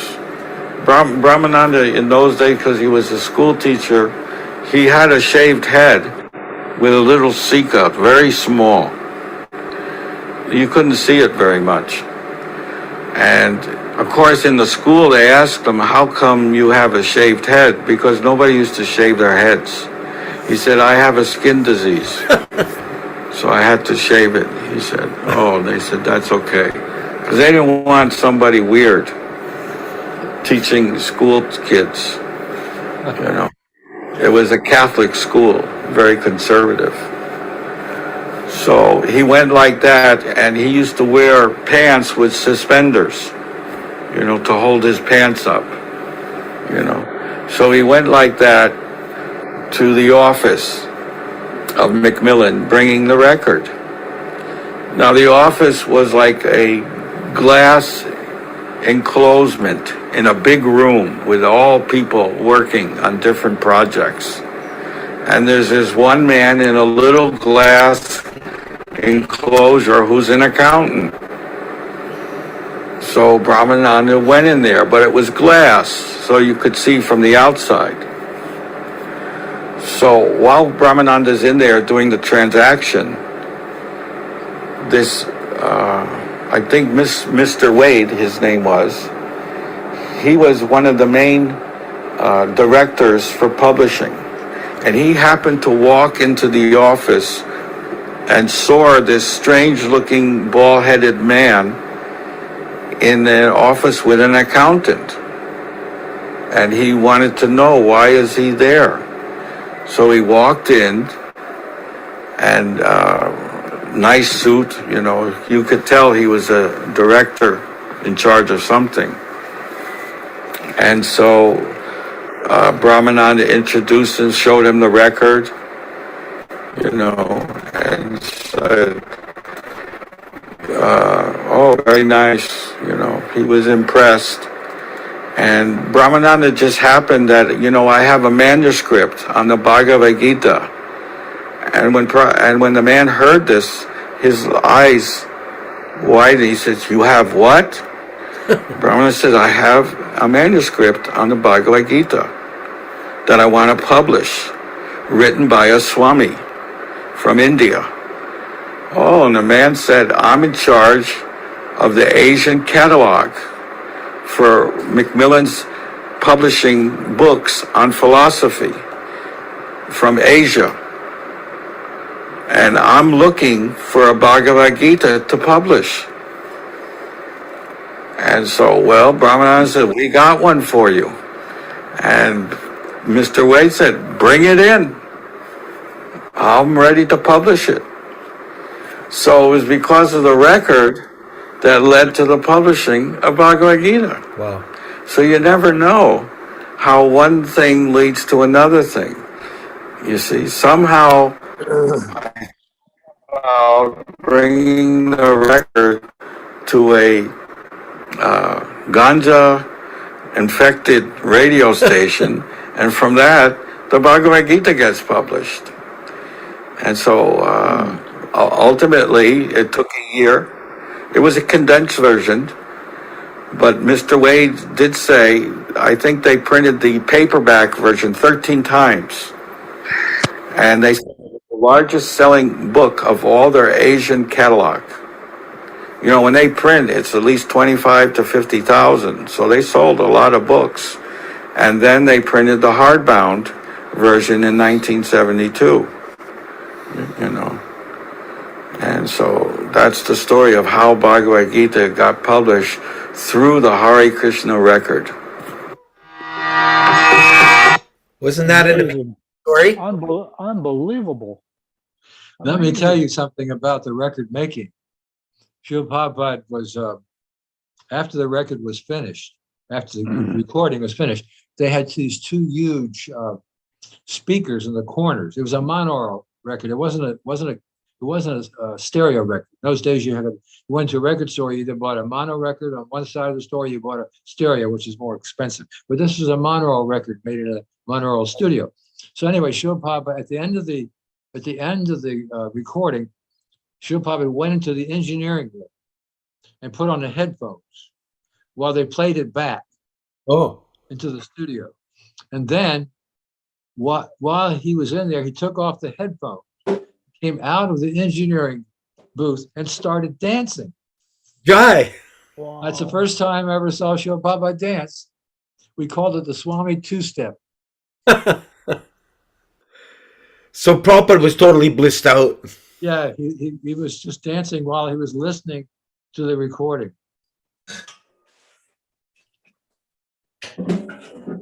That's wonderful to hear. It was the best album ever recorded. I'll tell you frankly, there's never been anything like it. About how many? Yes. We were walking out of the storefront, to go to make the record. It was a little later at night. Actually, we didn't get a chance to do it until 10 o'clock. Srila Prabhupada said, this is too late. Next time we have to make it earlier. Anyway, we were walking out the door and a young couple was coming to the storefront to visit. And so I said, well, why don't you all come along with us? We're going to make a record. Come on. Yes. So they all came. This young couple came and joined us. So it was really a mixed bag, so to speak, you know. It was like, nothing was like rehearsed, like Gargamuni said. It was just all sort of spontaneous. And we all went there and they were running late. So we had to wait for the last group before us to finish. So I'm sitting in there in the waiting room. It's a very small waiting room with the Chitananda. And Srila Prabhupada decided to go for a walk. So all of the boys went out with Srila Prabhupada to go for a walk. So while we're sitting there, the last group finally got finished. And they came out the door, and they saw Chitananda was dressed as a brahmachari, shaved head, tilak, the whole thing. And so they walked out, and the first one said, "What's the name of your group?"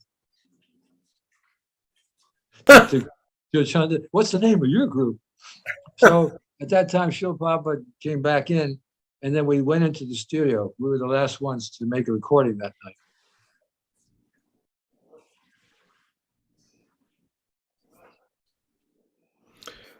How about how many devotees gathered for that? Well, I think maybe, including that young couple, I think about a dozen. Harigiri was playing the tambura. He played both sides without missing a beat, without missing a single beat. Just through both sides. And Brahmananda was clapping. The first time he was clapping too loud, so we had to do it again.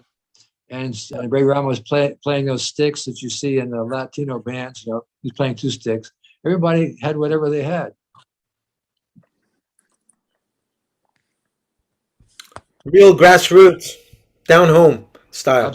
Absolutely. So how did they do that? They recorded the instruments first, and then they had Prabhupada chant? No. It was all done at once. All at once. Okay. Nice.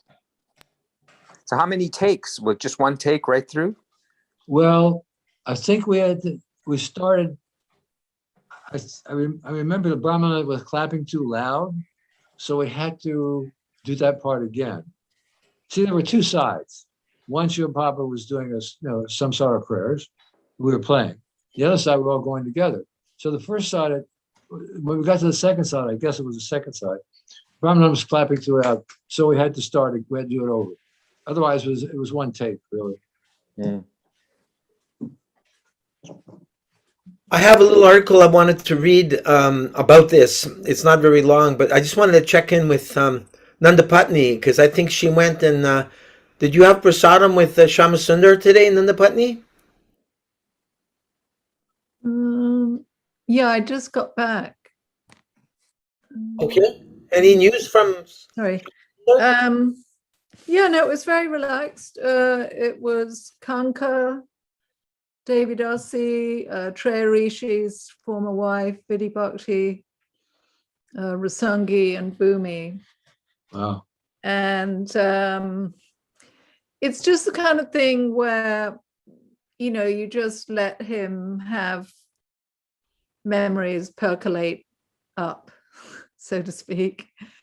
And it's just relaxed conversation. It kind of takes its own course, but he kind of picks up the threads of, you know, wonderful memories. You know, he was talking about when he was with Prabhupada in Russia.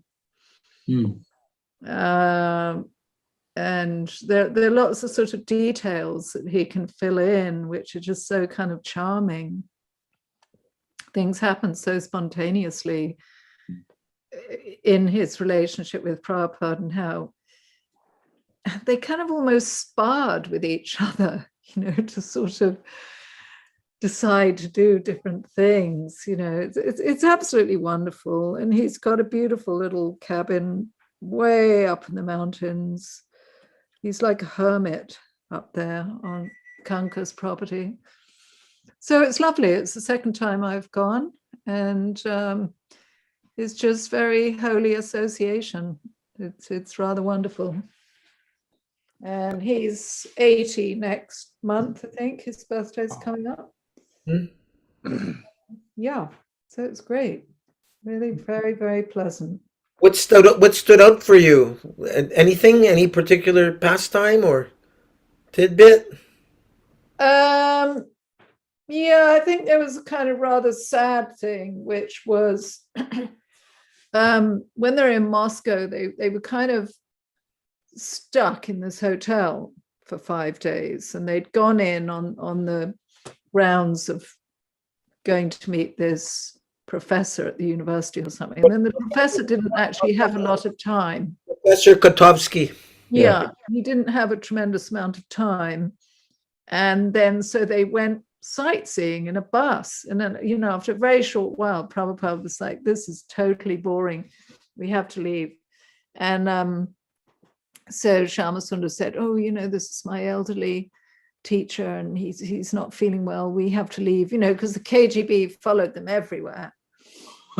And in fact, Malati had put a Bhagavad Gita in his suitcase, unbeknownst to him, and it was packed with loads of photographs of deities and this, that, and the other. And when they had come in through immigration, the, you know, hound dog at the immigration booth had to go, a book, you know, and he'd opened the book and all these photographs fell out everywhere. And there's a huge long line waiting to get in.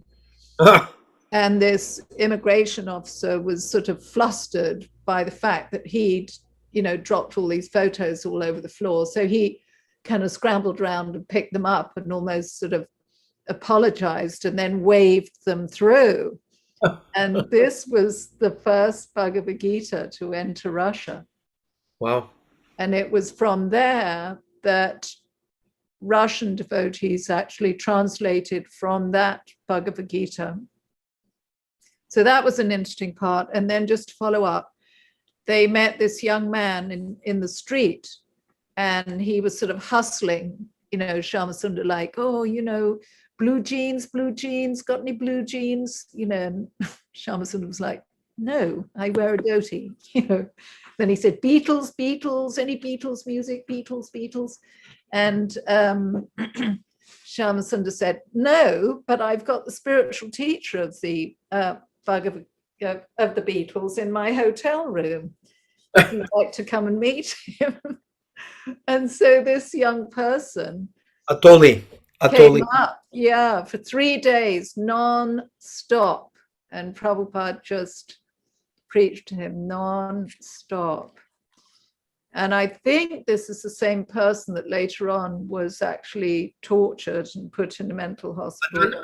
That was Ananta Shanti Das. Okay, yeah. Ananta Shanti. And then he was saying that, you know, that happened to devotees, and that later he met that devotee, and that it was a rather sad state of affairs, and that other Vaishnavas didn't quite really, appreciate him and help him when he had lost kind of half his mind. But so those were interesting reflections. That's interesting. Definitely. Yeah. Anyway. Thank That you. devotee met with Govinda Dasi for several hours and talked about his experiences with the KGB and with devotees and so on. Mm. Srila Prabhupada had asked one Mataji in London to go and marry him, become his Yes, wife, that's right. Yeah. Mhm. and train him up, in Bhakti Yoga standards.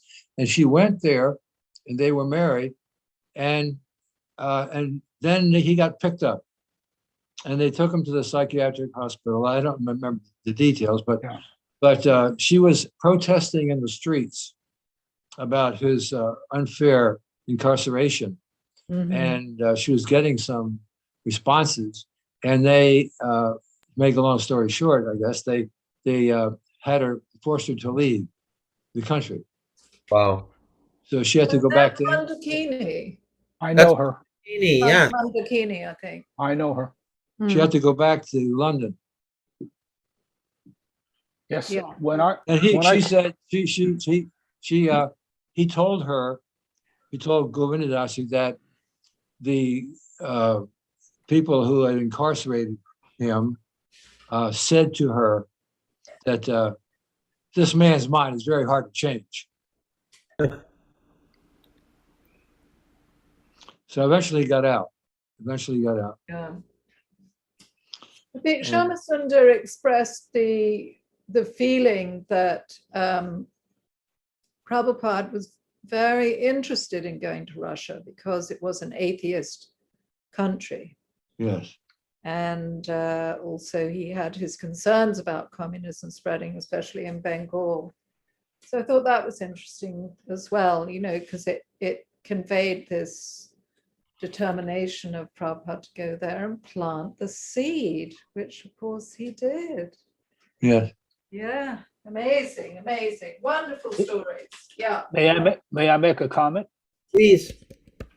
Because I live here for 20 years, I've actually I've seen and see the actual results of Srila Prabhupada coming to Russia. Yes. I see it with my own eyes. And as far as Ananta Shanti is concerned, when I first came to Russia, I went out of my way. That was like in 2001 when I first came here to live. And I personally went out of my way to track him down. And he avoided seeing me because he had, from his experience of being put in those hospitals and injected with so many drugs and tortured, he had become damaged goods.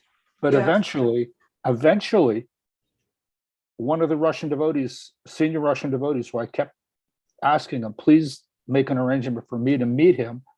Finally, he agreed to come to my apartment and take prasadam with me and my wife. And I established a friendship with him, which lasted till the day he died, because he would periodically call me on the phone. But he was damaged, that's for sure. Yes. I can tell you. But he was favorably inclined toward, he would come to the temple, but I knew that he had been damaged. What? Sorry.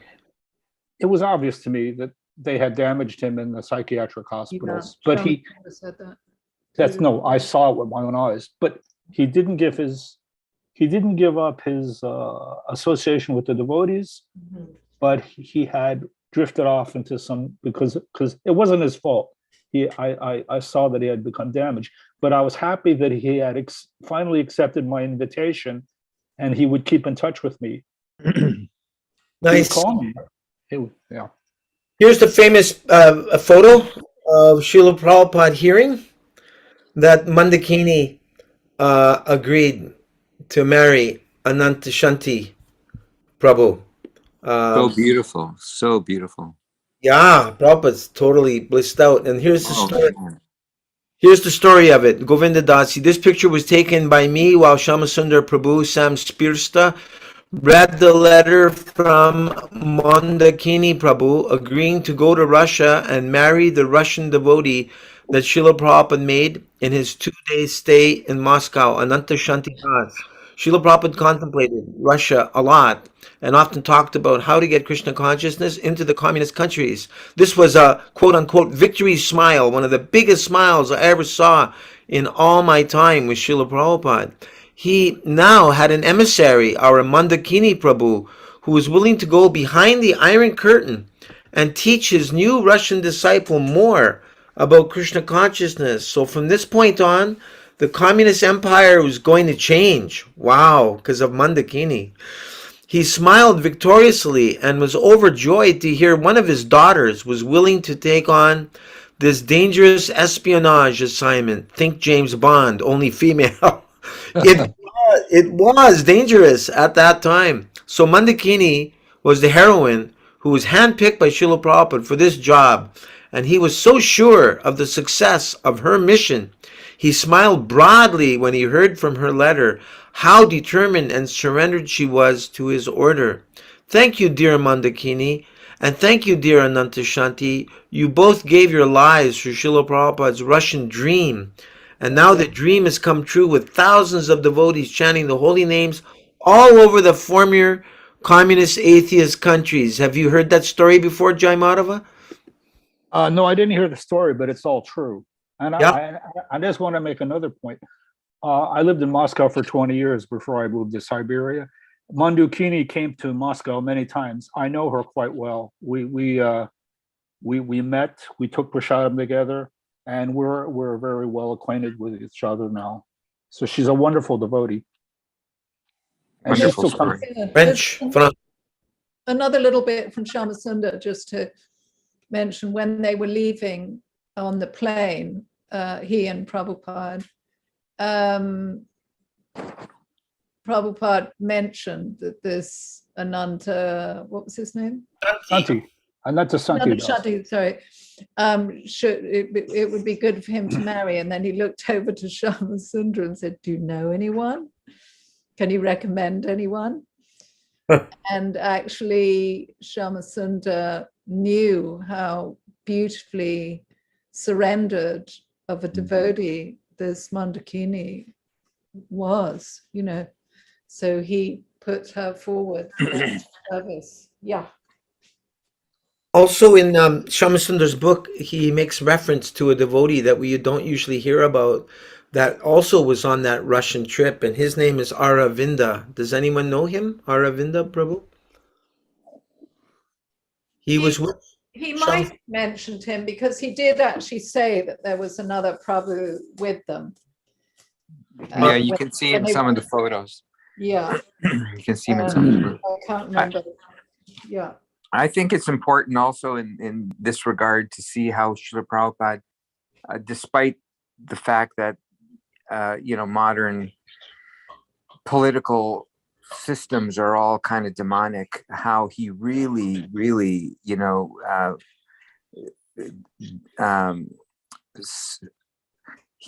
he stated the demonic nature of communism, how communism was such a detriment to Krishna consciousness because they're fundamentally atheist, whereas at least in democracies there was religion, whereas in the communist countries with communism it was completely atheistic, and how he spoke about that in his books, and how many times Prabhupada criticized the US for not like completely obliterating, the communist regimes.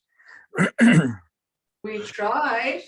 Srila Prabhupada mentioned when he came back from that trip that he said the Russian people are Europeans. They want their freedom too. Yes. They're Europeans. He said their faces were like black. They're like so dark. They were so depressed. He said this communist government is a terrible, terrible government. And when I heard that, I knew they were finished. It was just like a curse. Mm-hmm. Like a curse for a great spiritual master, exalted Vaishnava like Srila Prabhupada, to call a government very, very terrible, terrible government. They were finished. In fact, devotees were going into Russia distributing books in Moscow, and one devotee who Panchadevita was his name. He told me how they would go out on the street. He had a big Russian greatcoat in which he had sewn pockets in which there were paperbacks, and he would keep the coat closed, and then he would walk up to someone on the street, open the coat, and say, "Would you like a book on yoga?" And the person would tremble and reach out and say yes, and he would take the book, and he described he'd take the book, and the person would tuck it under their coat and scurry down a side street. Didn't even ask a donation, just gave it. I don't know that detail, but I'm just telling you that was the way he did it, because you couldn't do it in the open. You had to walk around. And, Clandestine. yeah, you had to do it like that. So I understood. It was a matter of time, and certainly it was 1989. The Iron Curtain came down. But I want to point out that all during this time, after Srila Prabhupada went to Russia, there was a whole book distribution going on, and they even had their own. They had their own press. If you want to hear about some of the tribulations, you read the book called "Salted Bread" by one devotee who survived the Russian prisons. Describes some of the things. I forget which country it was they were in. That described how they were treated. They had their own press, underground press. Yeah. And they would even drop books on trucks from overpasses, drop books on trucks going into Russia, whatever it took. So it was hard, it was tough. And Srila Prabhupada really appreciated. He also talked about how that devotee, I forget his name, your name again, please, the Russian devotee. He said how he would go out distributing flowers for Shara. Roses. And how people would say, "What are you doing? Why are you doing this?" "Oh, I'm celebrating my love." He discotheques. He'd go to places where people were dancing. Yeah, wherever. And Srila Prabhupada said, just see how intelligent he was. Celebrating my love. He's a saint. He's Yes. a saintly Yes. person who needs to be honored and revered. I mean, Yes. that he gave his life. Yes. He gave his life, and he was tortured for. Yeah, it's hard to imagine what he went through. Yeah. And for that doctor to say to his wife, "This man's mind is hard to change." Yeah. That indicates his dedication to Srila Prabhupada. That he survived is a miracle. Yeah. Lenin and Stalin's face needs to be replaced with Ananta Shanti Prabhu. He's the great hero of Russia. I'd like to make a point. Once I was in the Moscow temple during a Sunday program, and I was in the guest room. This was several years ago, and one Russian guy came in, and it was only me and him, and he could speak English, and he was a Russian devotee, a senior devotee, and he explained to me that originally he was coming, meeting the devotees in the Soviet times at their programs when they were doing house programs. He was spying on the devotees. He was a KGB agent, but he was regularly coming to the devotees' programs. And what happened was he became a devotee. He shaved up. He took initiation, and he's still a devotee to this day. And I know him. He's in Moscow, and he was a former KGB agent. That's a fact. And another thing that happened to me in Moscow, once I was at the Moscow temple many years ago at a program, and this Russian guy came in. He wasn't a devotee, but he was very favorable to devotees. And he came up to me in a guest room. I was chanting my japa, and he said, I was with the former KGB. And he bought me a present, and he even gave me his personal what is it? It's his pin, which I keep on my bead bag. This is the pin of the KGB. Wow. It's the pin that they wore at the time of the KGB time. Can you see it? Yeah. It's the KGB pin of the original KGB agents. He was one of them, and he took his original pin, and he said, "Here, I'm giving to you this as a present," and I still keep it on my bead bag. And he even went into the bookstore and he bought me presents. I don't even know the guy, but Wow. he spent, a couple of thousand rubles, gave me a present. I was blown away. I go, wow. Former KGB agent gives me his pin, and then he goes into the gift shop and buys me presents. It showed me his heart was changed Yeah. just by coming around, and because they're still watching the devotees, but these people are actually getting purified by watching the devotees, by going to the temple. The more they spy on the devotees, the more they get purified. Not just that, they're becoming devotees. They don't even know it, because they're taking prasadam with the devotees. They're seeing the deities. They're hearing the kirtans. So I can tell you this is a fact. I saw it with my eyes.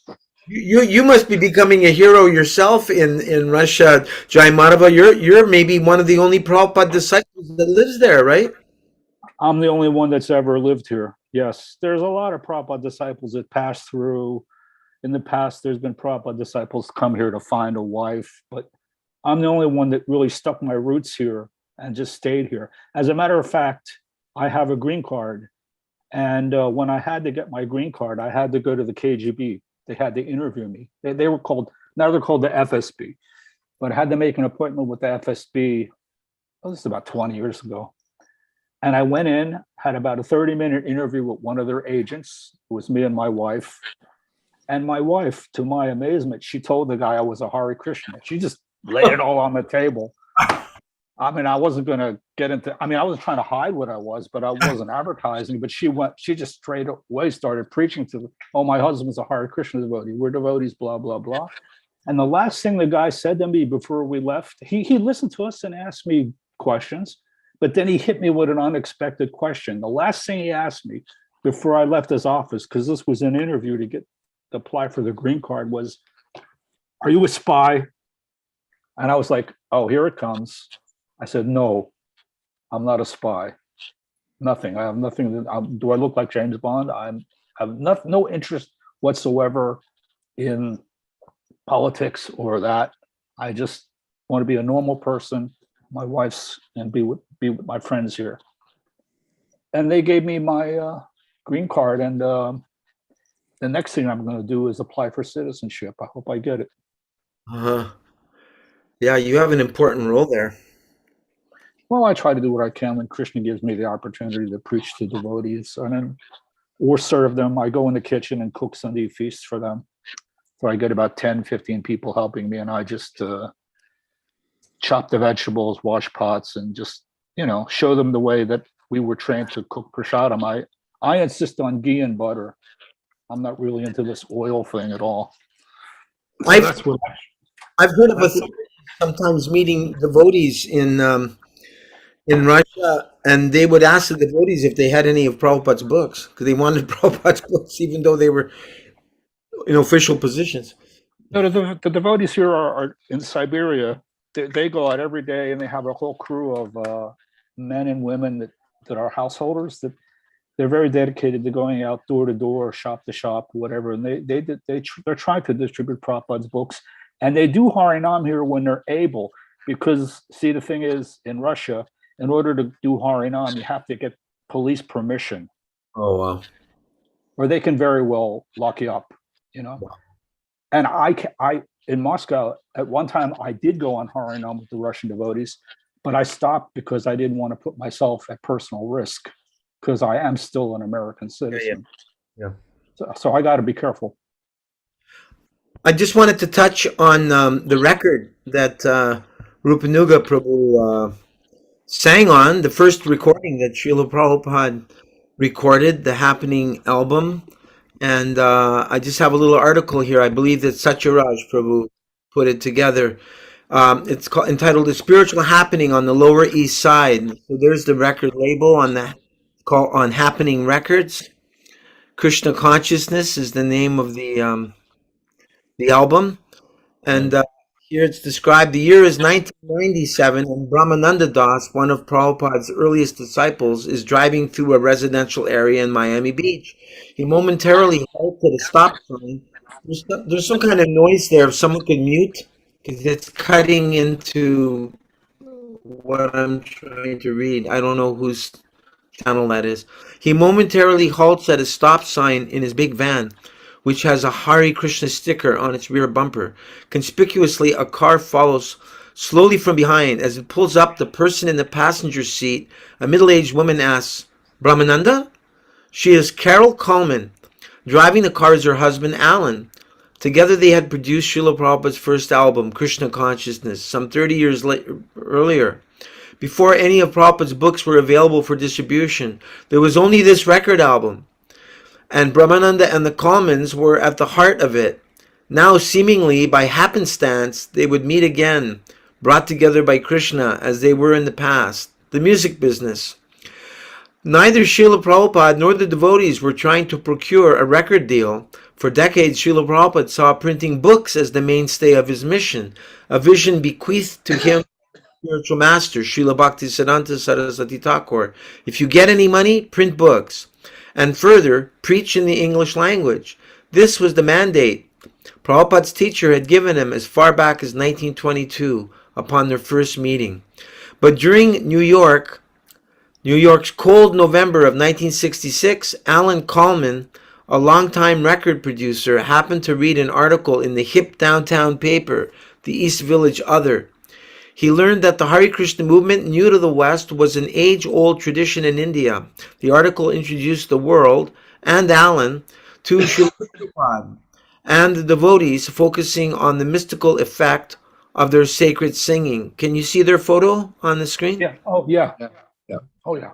Do you recognize them, Rupanuga Prabhu? He looks younger. Yeah.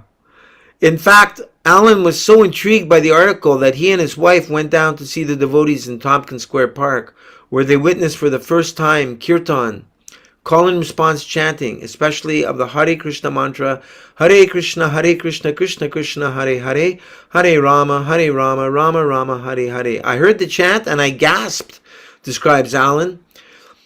It was vibrant, from another realm. It gave me a strange feeling of something magical. This had to be my next record, I thought.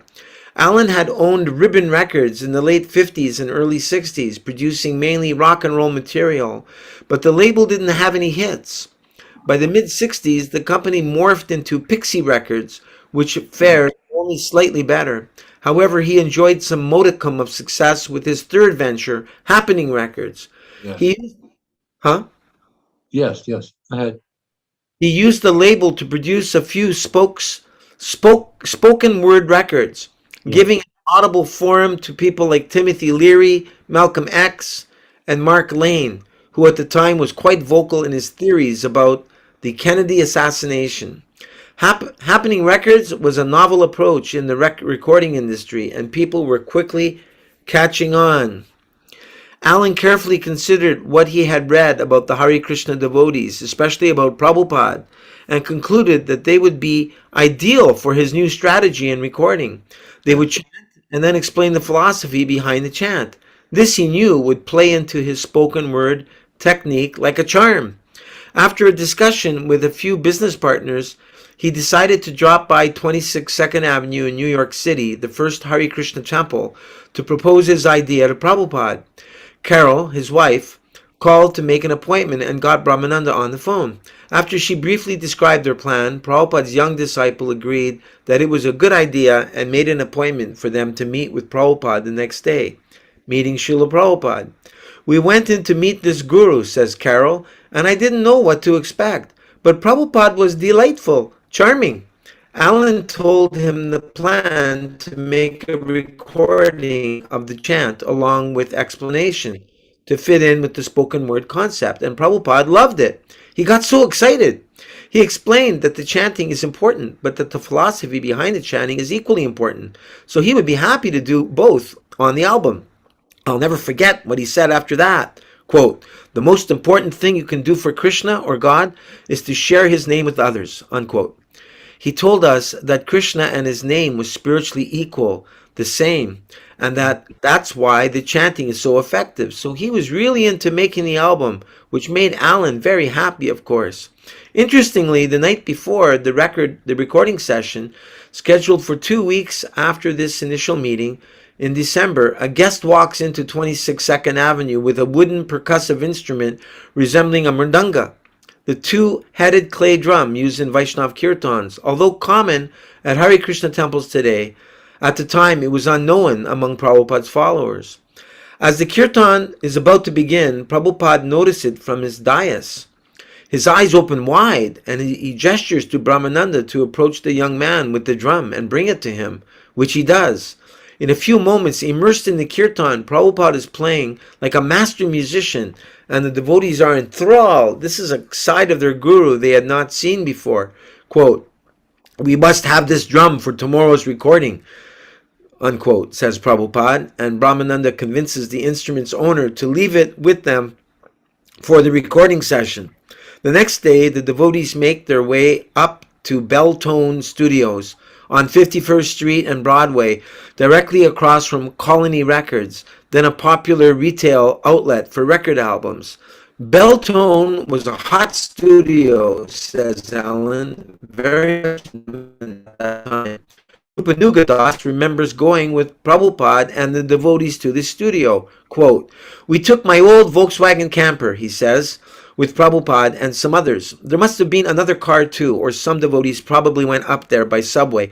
It was a really cold day, and we couldn't go in right away. We had to wait in the lobby for a long time," unquote.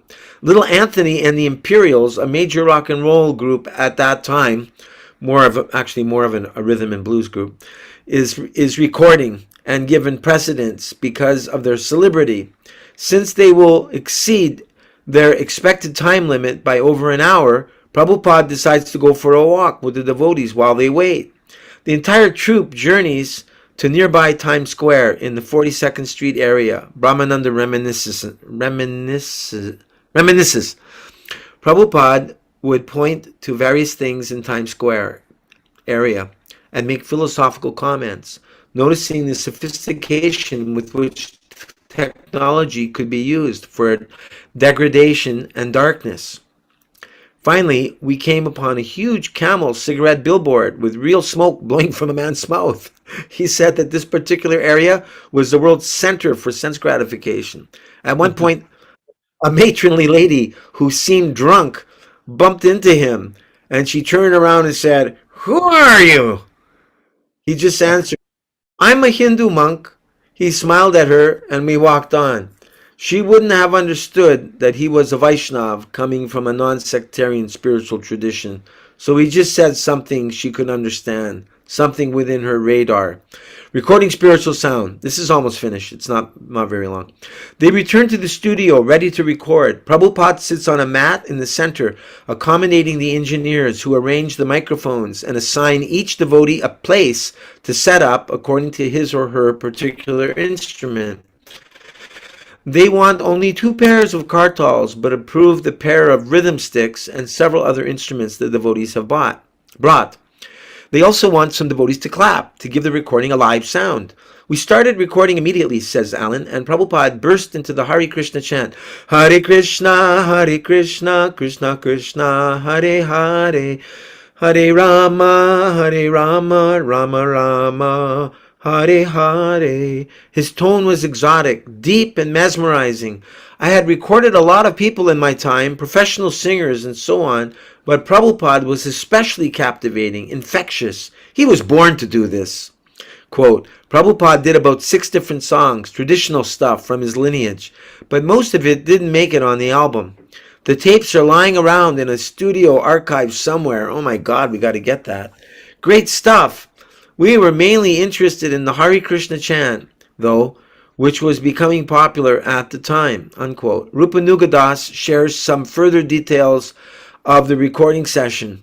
"A man came around to check the instruments to see how the microphones would pick them up and what the sound quality was like.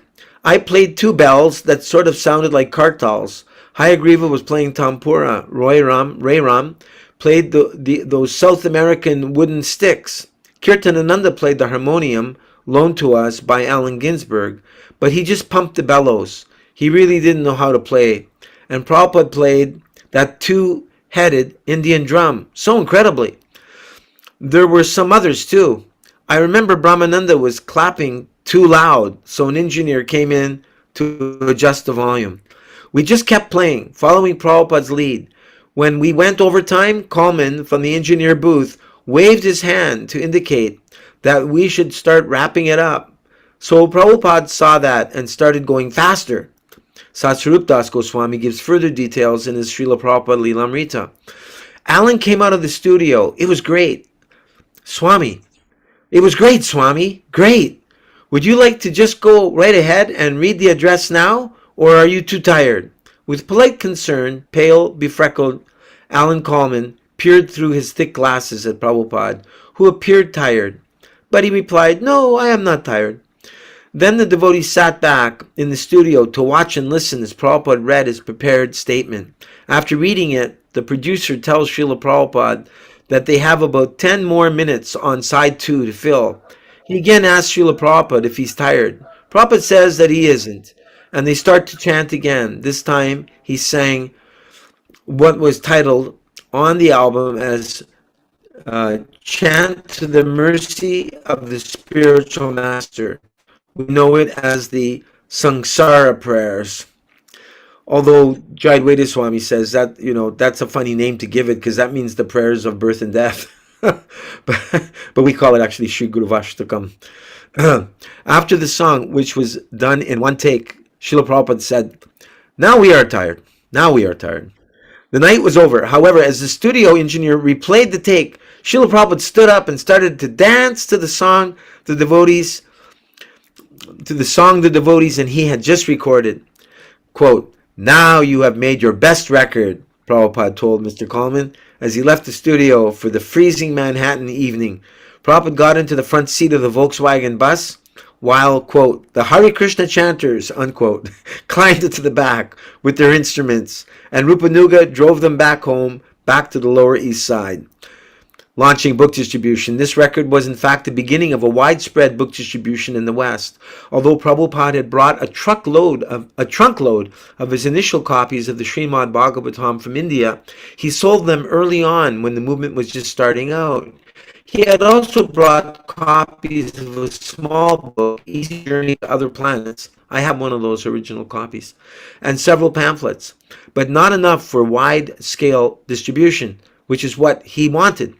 It was this album that was sent to Macmillan Publishing Company, CBTG, May, June 2008, leading to a publishing deal that resulted in Bhagavad Gita as it is. Further, George Harrison procured a copy early on and contacted Alan to find out about the copyright so he could use the Maha Mantra on Apple's Radha Krishna Temple album and eventually in his own song, My Sweet Lord. George later met the devotees and Prabhupada in London, and he wrote the preface to Prabhupada's book, Krsna, the Supreme Personality of Godhead, one of Prabhupada's first 4 books, all released after the Happening album. The other 3, Ishopanishad, The Nectar of Devotion, and Teachings of Lord Chaitanya, indeed, because of the work of Alan and Carol Coleman, spurred on by the grace of Srila Prabhupada, the Hare Krishna Mahamantra was heard on radio stations and TV shows and read in popular media around the world before massive book distribution engulfed ISKCON and everyone else. For this article, the author is indebted to Satsvarup Das Goswami's Srila Prabhupada Lilamrita, Hayagriva Das's Hare Krishna Explosion, and personal interviews with Brahmananda Das, Rupanuga Das, and Alan and Carol Coleman. And we have one of the actual musicians on that recording with us right here with Rupanuga Prabhu. Any further comments from you, Rupanuga Prabhu? No? Any comments or questions from anybody else about what I just read? I just have a comment about something Shamasunda mentioned, which was very sweet, was that when they first went over to London, John Lennon had invited Prabhupada to stay at his house, Tittenhouse Manor. And so he sent his chauffeur to pick Prabhupada up in John's Rolls Royce. At Heathrow. Yeah, and then what happened was, he didn't quite know how it happened, but Prabhupada got into the car and the chauffeur just drove off without any of the devotees. They were left there sort of standing on the pavement thinking, God, I hope Prabhupada, makes it to John Lennon's house. And he did, of course. And all the devotees jumped in their van or whatever. And when they got to Tittenhurst, Prabhupada was standing there with his luggage, welcoming them. I just thought it was very sweet. There's an additional story that I heard from Dhananjaya that Prabhupada made friends with the groundskeeper there who was around Prabhupada's age, and they would walk together. And Prabhupada knew the Latin names of the different botanical plants growing there because this place used to be the Cadbury estate. It used to be owned by the Cadbury family before John Lennon purchased the place. And in one of the conversations that Srila Prabhupada had with the gardener, he asked the gardener if he had all of his original teeth. And Prabhupada said, I still have mine. Do you have your original teeth? And one time, John had just finished recording his latest hit, Cold Turkey Has Got Me on the Run, which was a song about overcoming heroin addiction, going cold turkey. Anyway, he invited Prabhupada to come over and hear it. And Prabhupada brought a little cassette player of his own little kirtan that he had recorded. And so John had this state-of-the-art Ampeg. Was it Ampeg or Rupa Vilas would know? Ampeg or Ampex tape recorder? Can't hear you. You're muted. Anyway, Okay. Yeah. So he had this like really highfalutin state-of-the-art tape recorder, and he was trying to get it to work, and he couldn't get it working, even though it was like a really super high-end tape recorder. So then Prabhupada said, "Oh, I have also made a recording. Would you like to hear it?" So John Lennon had no choice but to hear Prabhupada's new bhajan, whatever he had recorded. And in the meantime, just outside the door, Dhananjaya told the story. The devotees were hiding in the bushes. The window was open, and they were listening to the conversation between John and Prabhupada. And Prabhupada took, I don't know if it was Dhananjaya's shika or one of them, he said, and he pulled it when he came out, saw them in the bushes. He said, "Oh, you listened to everything, didn't you?" So those are some. And also there's one story about Prabhupada being a ghostbuster. That I heard this from Dhananjaya Prabhu too, who was there, that the groundskeeper and his wife, like Prabhupada was given one of the servants' quarters to stay in there at Ascot, Tittenhurst, and the landscaper and his wife, they also had like their own little cabin, and but they were having problems sleeping because they'd be hearing doors slamming and all creaking sounds and noise at night, and so the landscaper, he couldn't he couldn't get proper rest to do his job. So she told, I think it was Guru Das, and he told Srila Prabhupada about this, and Prabhupada said, go to his home and do a loud kirtan, and also blow a conch shell, and he said the ghost will go away. So the devotees did that, and they never had any more problems with ghosts after that. I remember walking with Srila Prabhupada for exactly now. I can't remember the details, but he had his cane with him, and we were in a room, and he had his cane, and he was sticking it up in the corner and rattling it. He said, "That's where they go through the day. They go up into these corners." And he was talking about ghosts. Really? Where was that? Where were you with him? I don't remember. I just have that picture of Srila Prabhupada with that cane rattling it up in that corner.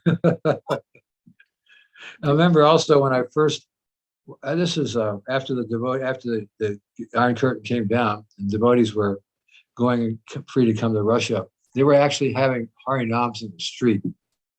And I saw a kirtan where the devotees had a portable harmonium, and I saw all the Maharajas dancing. and I saw local girls, young girls with their with their high leather boots and their fur coats and everything, joining the ladies, joining the Maharaji and dancing on the streets of Moscow. And I was in tears. I was thinking, oh, Srila Prabhupada, I can just see this. This is a perfect result of his visit. And they were actually doing this right in downtown street of Moscow. So I'm thinking these two stories of the recording and also in Russia shows Srila Prabhupada's quality of Trikala Gya, because he knew that if Brahmananda brought that album to that accountant, that somehow or other he would be asked about the manuscript for the Bhagavad Gita, that the record wasn't in for the publishing of the Bhagavad. In the same way he knew if Mandakini could marry Anantashanti, that's going to open up all of Russia. At least that's my little conclusion.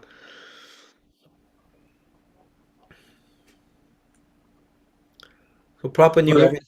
I don't think it's a question of his knowing the future. I think it's a question of his being directed by the Lord in the heart to know what to do, to know Right. what to suggest, to know what to write. You know, it's just very difficult to understand Srila Prabhupada's protection and shelter they had 24 hours a day. He did the right thing. See, the pure devotee is expert, which means he does the right thing perfectly the first time. Mm-hmm. That's what the meaning of the 26 qualities expert means. Uh-huh. Nityalila, you've come all the way from Pakistan. Thank you for joining in. Do you have any questions or comments on anything you heard this evening? Thank you very much for coming. Hare Krishna, please accept my humble obeisances. All glories to Srila Prabhupada. Yeah, I'm sorry, actually, I could not make it most of the time because of traveling. So that's why it's being not video on. But yes, I'm reading, I'm actually listening all the pastimes, which are really majestic and glorious. Thank you very much. Thank you, Nityalila. I hope it gives you inspiration to keep spreading Krishna consciousness in Pakistan. Yeah, it's because of Vaishnava's blessings and Srila Prabhupada mercy. His potency is basically proven at every stage of our endeavors, our efforts. That's for sure.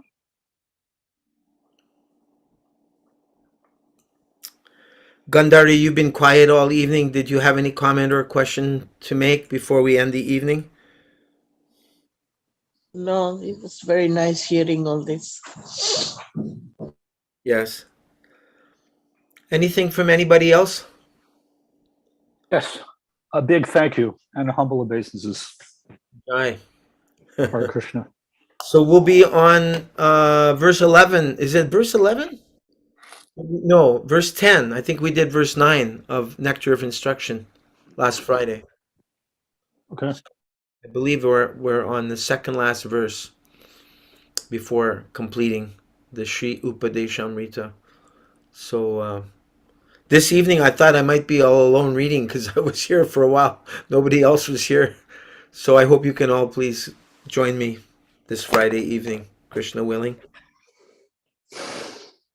I think I just want to thank you, Gaura, for making this possible, for all the glories of Srila Prabhupada to be broadcast around the world. I think these stories help us to have a glimpse of his greatness, of his purity, and of his love for Krishna. Just by having you present, Rupanuga Prabhu, I'm feeling greater connection with Srila Prabhupada. And that's my job. That's my job. All I care about is strengthening our appreciation and our service to Srila Prabhupada. And we certainly need that since it's been 45 years since Prabhupada's physical departure. Yes, maybe physical, but he really never went anywhere. He's with it. The same power that was in his spiritual being has been transferred to his books. He always told us that the Shilbhavad Vapu was insignificant. It was only going to be here a few years. But the real truth, the real important part was the Vani, the instruction. So what he's done is he's put all of what we've just talked about and heard about into those books. So he's here. Prabhupada, Srila Prabhupada Vani, he always stressed that over Srila Prabhupada Vapu. So he's here. He never went anywhere. It's a question of appreciating his presence by hearing his lectures and by reading his books and by hearing about these wonderful pastimes from devotees who were with him. I love that. I love your phrase. It's such a brilliant one-liner. He never went anywhere. He never went anywhere. No, I love that. I say So it every good. time. So I say good. it every time. We Yeah. have to understand he never went anywhere. Yeah. Yes, Yeah. this can't be repeated enough to remind the devotees. Yeah. This is so serious of a valid point, you know. Mhm. It's so empowering. It's very, the reminder is tremendously empowering and reuniting. And just to finish off, conveying association with Shyamsundar tonight, it was so delightful just listening to him talk about connecting with Prabhupada every evening when he is reading his books, Prabhupada's books. It's hard to convey the kind of connection, the feeling of connection that I was getting from him in his connection to Srila Prabhupada. But I think my appreciation of that has been enhanced by the way that you, Rupanuga Prabhu, articulate so inspiringly about the Vani. And I really want to thank you for that, because it's just music to the ears, it's really music to the ears. Yeah, so thank you. Hare Krishna. To be continued this Friday, same time, same station. Oh, God. Please accept my Glories of Srila Prabhupada. Jai. Kalpatriyascha, Kripasindubhya evacha, Patitanang Pavanebhyo, Vaishnavebhyo namo namaha. Srila Prabhupada ki jai, Oh, Nitai. glories to Srila Prabhupada. Mhm. Hare